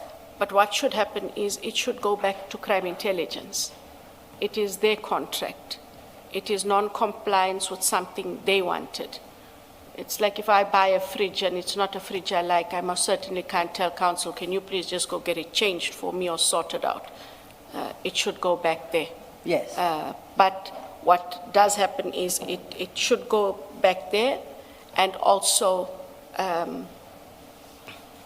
to copy the CFO to indicate that there was non-compliance and monies need to be recovered. That is the dual referral that will happen, but it will be for crime intelligence to take action and to ensure the money is recovered. But why would you even refer if there's no crime? If there's a case of malperformance by a service provider, and that's all there is here, crime intelligence lost money because a service provider did not perform. What is there to refer by IDAC? It's like if SAPS ordered uniforms and there was positive malperformance by the supplier of the uniforms. That's an issue between SAPS and the uniform supplier. What is there for IDAC to refer?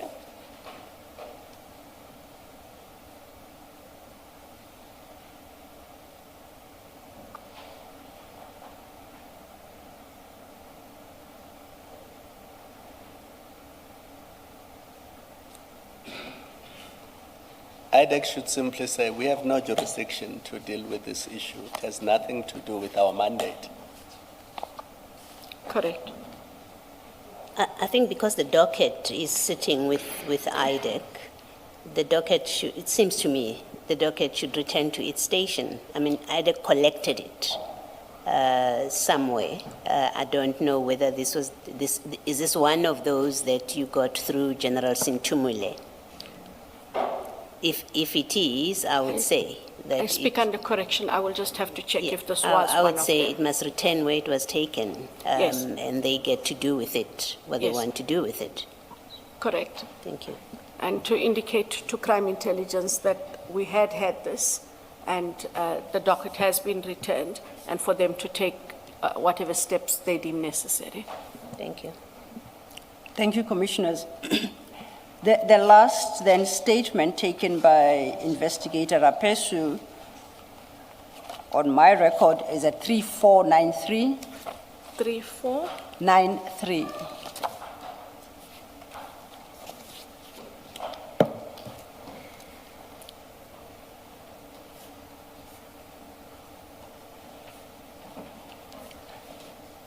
That statement, early October 2024, I received information anonymously surrounding alleged crimes emanating from the Division Crime Intelligence of the South African Police Service.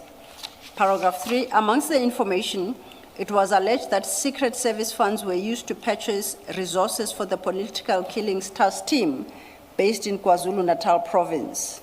This task team was previously led by the current Divisional Commissioner of Crime Intelligence, Lieutenant Khumalo, who has close ties with the former Minister of Police, Mr. B.H. Cele. Paragraph 4, it is alleged that the resources procured under the banner of the task team were for the benefit of Mr. B.H. Cele and others. We know that our Section 27 doesn't even reference the PKTT at all.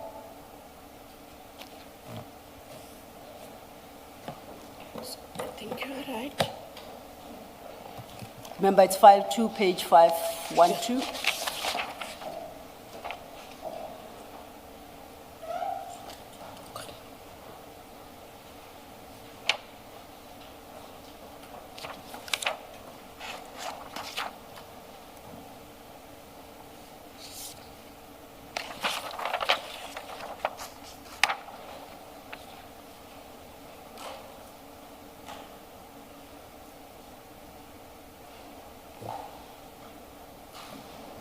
His only reference is in paragraph 5, but it is a, No, that's a reference to Minister Becky Cele. yes. And that's that what I'm is saying. So regarding his that's the only appointment of reference. General Khumalo. Yes.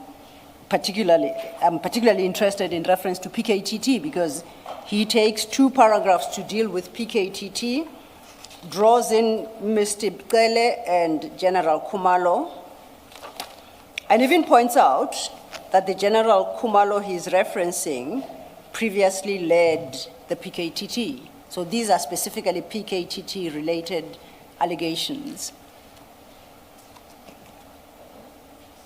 Now, if one reads Section 27 affidavit as it stands, then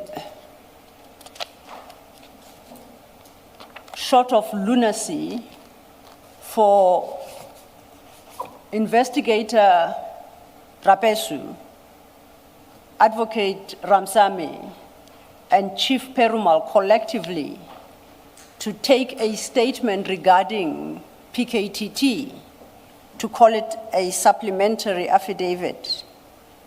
If not that, then I don't know. Can you help? Makes no sense. Absolutely. You recall in the morning I asked how many Section 27 affidavits there were. Correct. And the witnesses that will testify who took these statements are going to testify that the original Section 27 affidavit had allegations, contained allegations against the PKTT, much perhaps, which then makes sense why they take a specific A1 statement regarding PKTT. But we know that our Section 27 doesn't not have any reference to PKTT at all. So I go back to my question, how many Section 27 affidavits are there? The one I have is the 21st of November, 2024. Okay, I invite us to rush ahead. Let's assume they come in the course of the week to say, no, that is not their Section 27. The real one had the PKTT reference. And if they are steadfast and they are able to persuade the commissioners in that regard, where do we all land? I appreciate you say you are only aware of one. Where do we all land? That puts us in the same conundrum, commissioners, as where do we land with 3 people saying they were together? Then you have supplementaries to be taken. You have 4 supplementaries by one person, 4 by another, allegedly on the same day. And so if you land with a similar situation. May I correct you on, and I appreciate the exercise you're undertaking. You've got 4 by one person, and you've got 4 by a team of 3. Because Rapesu and Ramsamy are going to say the 3 of us were together when Rapesu commissioned those statements. So on one hand, the 3 agree these are the statements we took. There is a lot about PKTT. The one lot taken by the one solitary member of that team was not taken. There is the allegation that it was not taken on that day. Indeed, that's the allegation. Yeah. Sorry, I misunderstood. Yes. That all happened on the same day. And I'm perhaps misunderstood because they were all dated the same day. Yes. Okay. So the suggestion is that is something that has to be dealt with, because what we cannot have is, it seems, almost parallel processes of investigation, and we cannot have parallel processes of investigation. We're supposed to have one Section 27. If it is inadequate, as I've indicated, Mr. Adams ought to have been engaged, which I believe he was, on the 6th of January 2025. If he was engaged as he was by all 3, then we're supposed to have the 4 that Rapesu took, together with the FA1, which is attached in the Silverton docket. So if they say there is an additional 27, then it talks to how did these other supplementaries come about, still with the same date, and when did that 27 come about? Let me correct you, and to the extent that you may have understood me to suggest that, I'm not suggesting there was an additional Section 27. Their testimony, as they have indicated they will testify, is that the Section 27 affidavit we have been sitting with here and working on is not the Section 27 affidavit. The Section 27 affidavit, and we agreed it has to be one, had references to the forklift patches and had the direct reference to the PKTT, both of which are missing in our version. So I'm saying there appears to be two when there should be only one, but it's not suggesting parallel processes. You can only have one process. These are members of IDAC, all of Yes. them, following the same Section 27. Now, where that potentially lends me is, are we confronted with a fraudulent Section 27? I'm thinking, and I pose that question, if not, how do we potentially explain these discrepancies? Am I able to ask who took that 27? I don't know. I promise you I wasn't there. No, I'm saying in terms of what the witnesses might have provided, because this one that we have, commissioners, is the one that has come from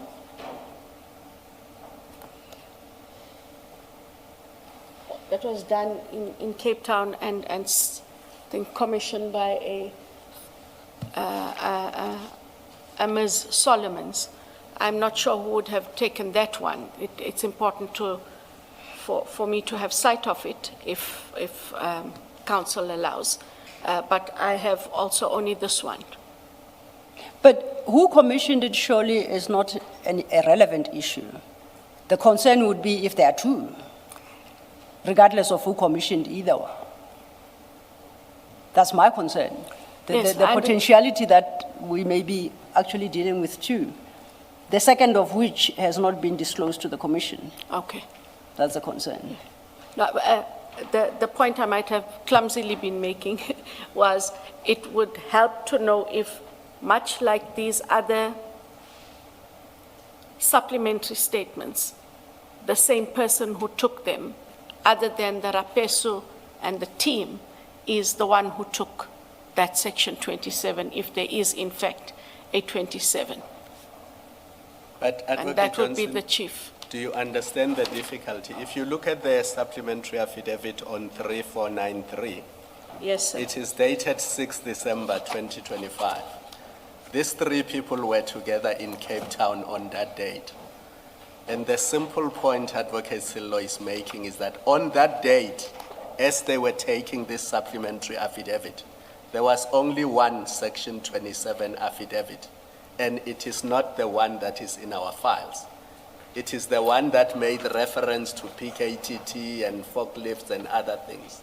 Okay, sorry, now I the understand. one that we have in our files Is is not not the real- the one they were working on Okay. the 6th of January 2025.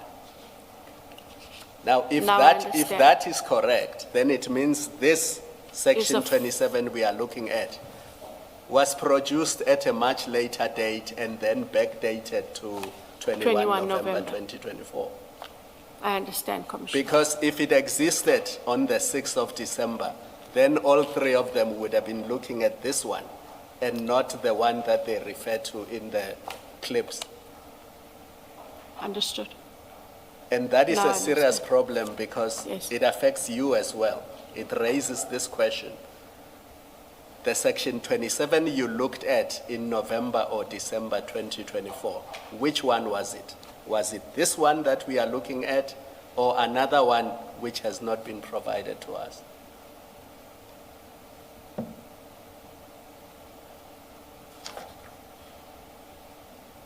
And this is the one that comes to mind. Are you sure that in this, you said to ad hoc that the first time you saw a Section 27 affidavit was sometime in December? You said middle December, then you corrected yourself and said before 6 December. Which affidavit did you look at in early December or mid-December? Was it this one, or was there another affidavit that you looked at that made reference to PKTT?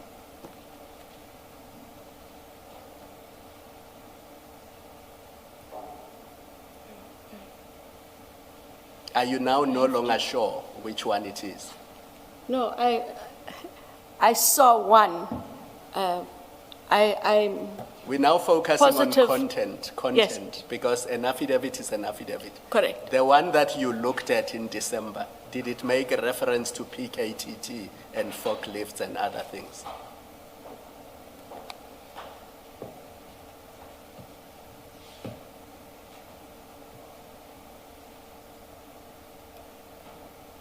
Chair, I honestly, Are you no longer sure which affidavit I you cannot looked at? remember that I saw that, the forklift and the PKTT. Say that again? I cannot recall seeing forklift and PKTT. But do you remember which affidavit you looked at in December 2024? Are you now no longer certain? Now that you're putting it to me, I can't give you a definitive answer. I don't know which one I saw. This one is the most familiar, let me put it that way, from having worked with the statement. This has always been the one that has been most familiar, and this is the date I recall. Because it could be that even the one Mr. Rapezo is referring to also had the same date. So don't focus on the date. Let's talk about the content. What was in that affidavit? Did it make a reference to PKTT and forklifts and other things? Apologies, Commissioner. I can't recall all that detail. Thank you. I do apologize. I can't recall all the detail. No, if you can only give, an honest answer, if that's the honest answer. I cannot that's- recall. Yeah. Perhaps, Can I Commissioner. just ask? Ms. Johnson, does it mean your answer now, and you're not recalling, does it mean no one in your team ever said to you, but this is the wrong Section 27? Back then, and when you went to ad hoc and came back, and as you are before us, and as Mr. Padayachi was testifying, does it mean of your entire team, there isn't a single person that said, hang on, we actually had a different Section 27, what happened to that? No, Commissioner. No one has ever said No. that. Thank you. I do recall what Mr. Padiachi said about when he had access, but I have no recollection of anyone telling me that I'm looking at the wrong document. Okay. Thank you, Commissioners. I recall, and I speak under correction, you did not have the Section 27 affidavit when you appeared before ad hoc. And I think members of Parliament engaged you on the Section 27 affidavit. And if memory serves me well, you parted company on the basis that you'll be providing the ad hoc committee with a copy after you had concluded your testimony. Do I remember well? I must just go back into the record. I do recall saying I will apply my mind on whether or not we can give them the Section 27. I must just go back. If I said we were going to give it to them, or did I say that we... They asked you if it's a public document, and you said it's not a public document. And then they asked, can we have it? You said, I don't have it. I will revert. Okay. Thank you, Commissioner Baloyi. But I know that we did not make it available. From what I recall, I know that we didn't make it available, Commissioner. Why not? Because it formed, Sorry, it was central to the ad hoc inquiry. And why didn't you avail it? because it formed part of our criminal investigations. But you availed it to this commission. Still forms part of the very investigations. On what basis do you draw a distinction? I understand. I see the work of this commission and its terms of reference somewhat different from the ad hoc committee. And here the rules are somewhat different, and not disclosing is not an option. but you are able to disclose, and perhaps, as we have been allowed in some instances, Commissioners, to indicate that the disclosure is also made on the basis of confidentiality for certain reasons. This Commission allows us that, and it is on the basis of it having been part of a criminal investigation and not wanting to give it to them. Okay, we will look through the transcript to remind ourselves where you landed. I hadn't marked it because my understanding was that you had undertaken to provide a copy to ad hoc, but you say you had only undertaken to apply your mind to whether or not you can make same available. I'll have to check on that. I don't have a direct That's my reference at the moment. recollection. So, once again, I invite us to accept as correct the facts as we understand them, and of course, subject to other facts coming to light to contradict what we know. Ms. Silo, can I just Yes. ask a question? Sorry. You've explained the process, how it works. You say there will be, as in this case, there would have been Ms. Ramsame, Mr. Perumal, and Mr. Rapesu as a team, because no one consults alone with a witness, your methods of working. So they would have been together and they would have produced a single statement. Now, if what they say is true, that the only statements that were taken in the presence of all three and the witness are those commissioned By Rapesu. by Rapesu, it would mean, what does it mean about the standing of the statements that were taken by Mr. Perumal outside of your way of doing things, but also without the others? What would be their standing? And it also raises a bigger conundrum because they dated for the same date when he is supposed to have taken them with that team. So it raises its own legal and ethical challenges about why a separate set of statements needed to be taken. They went together for the purpose of taking the statements, and what did in fact happen is Advocate Ramsamy had made extensive notes out of the Section 27, and having read the inadequate, lack of A1s.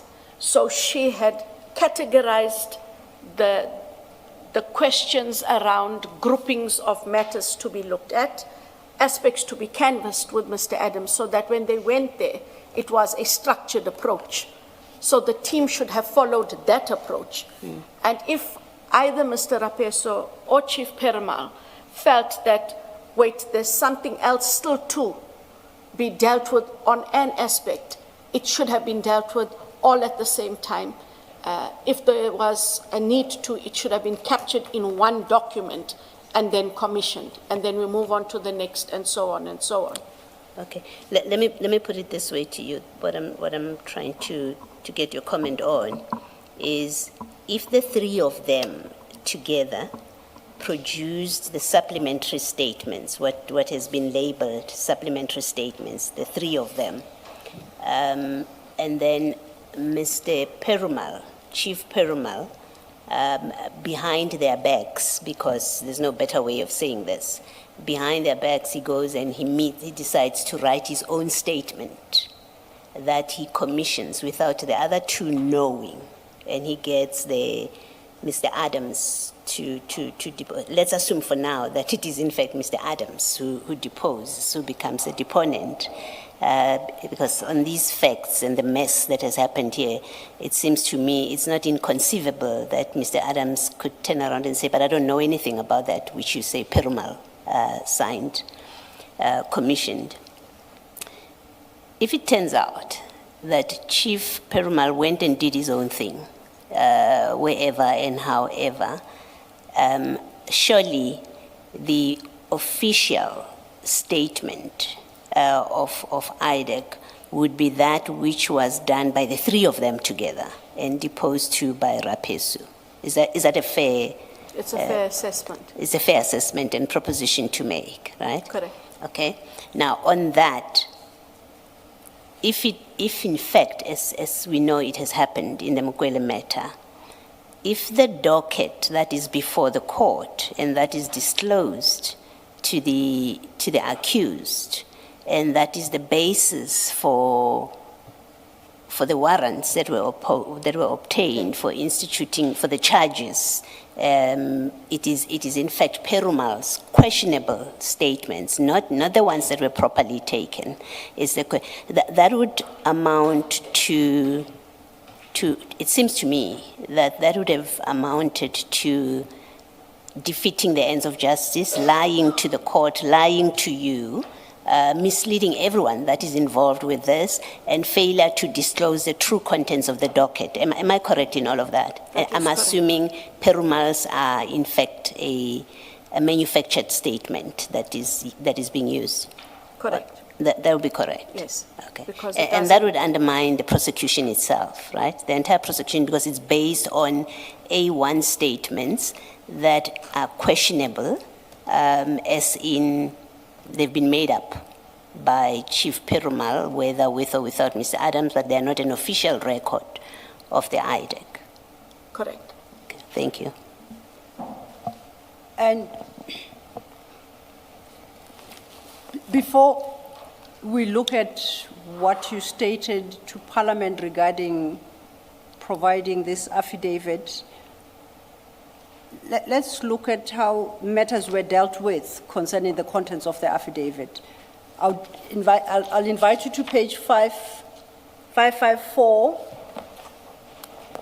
of file 3. That is your transcript before ad hoc.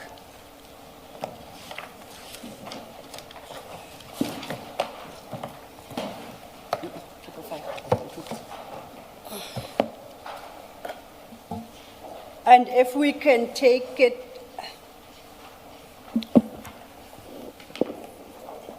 yes, Chair. Including the file with the acts. Which files must I put away? I have Put too away. many now in front of Put me. everything 6, away. A total of 6. Out of 9. It's 9 files by now. Please put everything away except file 3, Chair. Thank you. Except file 3. 3.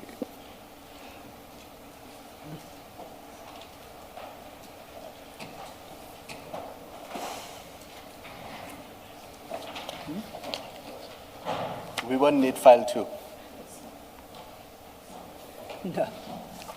I'm scared to commit. No, chances are we won't. If anything, but we don't have to go to it, I'll flight it. It is that supplementary affidavit regarding PKTT. Remember, commissioners, we are having this engagement about where the 3 investigators would have gotten any idea about PKTT enough to justify them obtaining a supplementary affidavit. So now we are at file 3. That's a transcript before the ad hoc. It's for the record CJC 375.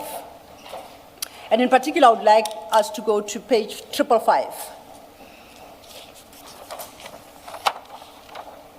And what appears at the top of 555, perhaps 554 is the right place to start, midway, where it says Advocate Johnson. You suggest there that you will deal with the arrest of General Khumalo.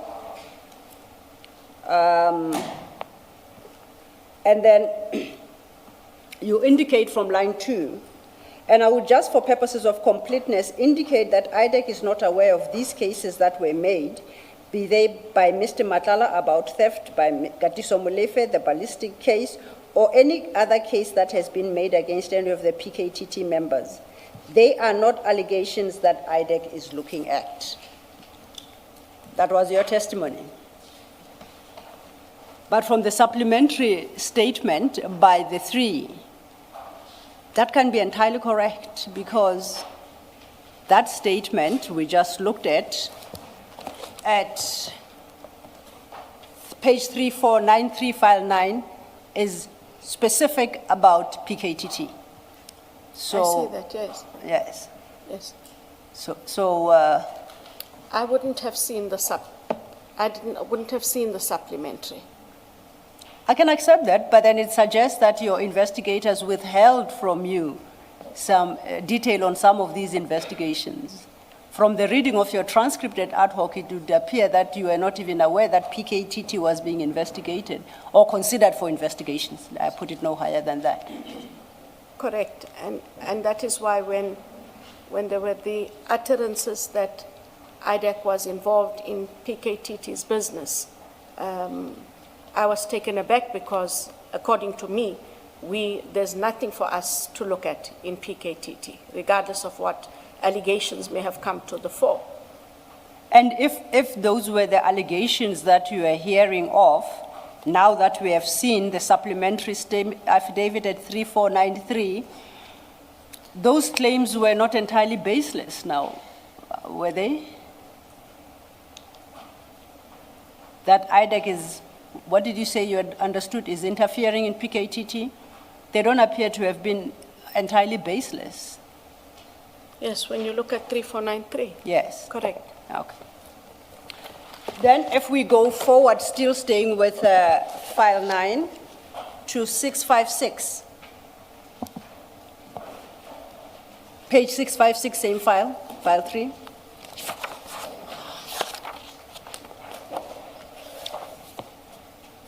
Council, make sure you get us to read the documents that are 4 pages from top to bottom at this part of the afternoon, Chair. Sorry, 656. It's the best part of the day, 656.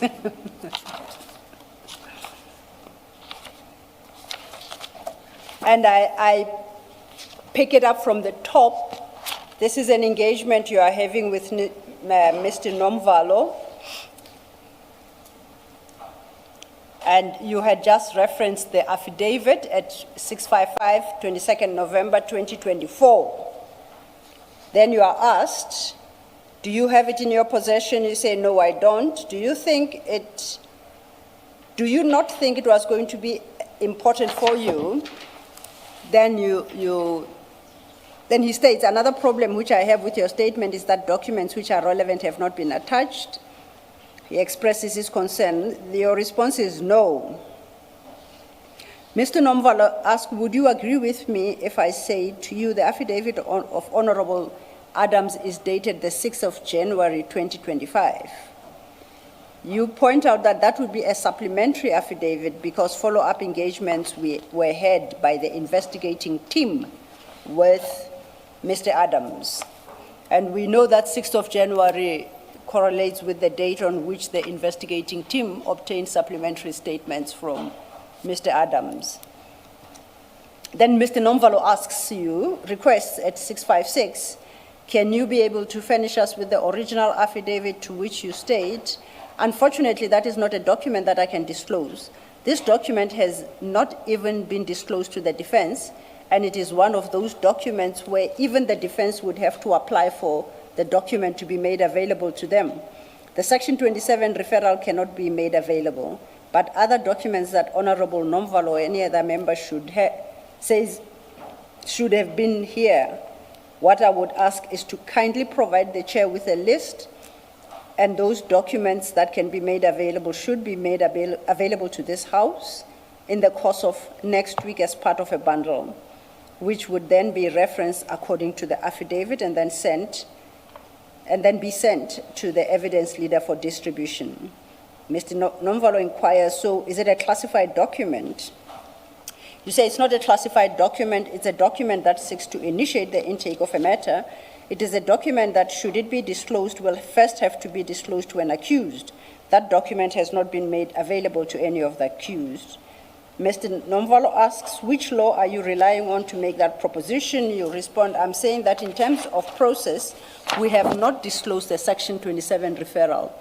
It is a confidential document similar to how we have memos in the NPA and not just IDAC.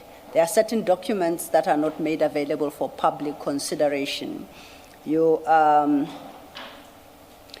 have further engagement midway that page of 657. Mr. Nomvalo states, well, if that's the case, then I'm helpless. I'll put this proposition to you. The affidavit that I have been exposed to is not a supplementary affidavit. A supplementary affidavit is an affidavit that makes notes of the content of the original affidavit and continues with the supplementary content that is contained in the supplementary affidavit. So the affidavit of the 6th of January 2025 is an original affidavit. It was signed by Mr. Adams on 6 January 2025. Now, Mr. Nomvalo seems to have had sight of what is a different Section 27 affidavit. He suggests it's an original affidavit signed 6 January 2025.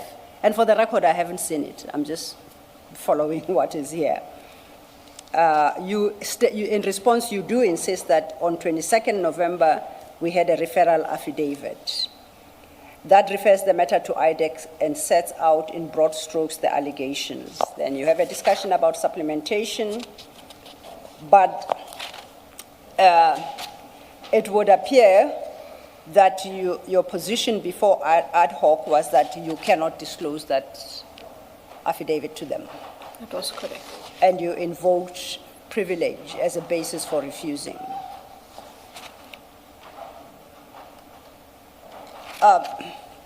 Which takes me on to understand how this privilege works.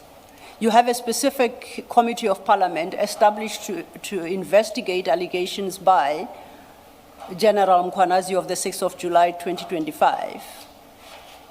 And your entire mandate is triggered by a Section 27 affidavit. When you go account to that committee, why is the trigger affidavit privileged for their purposes and can't be disclosed to them? Which law were you invoking for that claim? So I worked, counsel, on the basis that this document forms part of a docket. It has yet to be disclosed to anyone, including the accused. Sorry, I need to interject desperately because I want to make sure that it's not an error. You say Section 27 forms part of the docket. That's not how we got it. Colonel Padiache says it definitely does not form part of the docket. So does it form part of the docket or doesn't it? So the Section 27 is the intake document. According to me, the Section 27 referrals are not disclosed unless they are requested by the accused. Now, when I went to Parliament, we had not disclosed this document at all to the accused. We have not disclosed Section 27's, the referrals, to the defense, because it's the basis on which we initiate our investigations. If we follow the logic that we have been following in the past few days, one has to relook that position because they should be given the full ambit of the investigation and the prosecution. Out of practice, we have not given them that. Well, it's not just a question of practice. It is what you say. You have a position about it. For example, where Ms. Silo has read, you say to the ad hoc committee, it's a confidential document similar to how we have memos in the NPA and not just IDAC. So you're describing an internal. As an internal confidential But it's not document. internal. It's not an internal document. It's a document that comes from a complainant. And so to categorize it as an internal document, as if it's an internal document, is misleading. And it's a document that seems, if you're going to disclose a supplementary affidavit, then it doesn't make sense that the founding affidavit would not be disclosed, would be a matter that you ever considered, and when I say you, I mean all of you in IDAC, have ever considered that to be confidential and internal, but that which it supplements can be disclosed, or you're obliged to disclose it with the docket. It just doesn't make sense that, especially the lawyers in the NPA and in IDAC would have thought that's okay.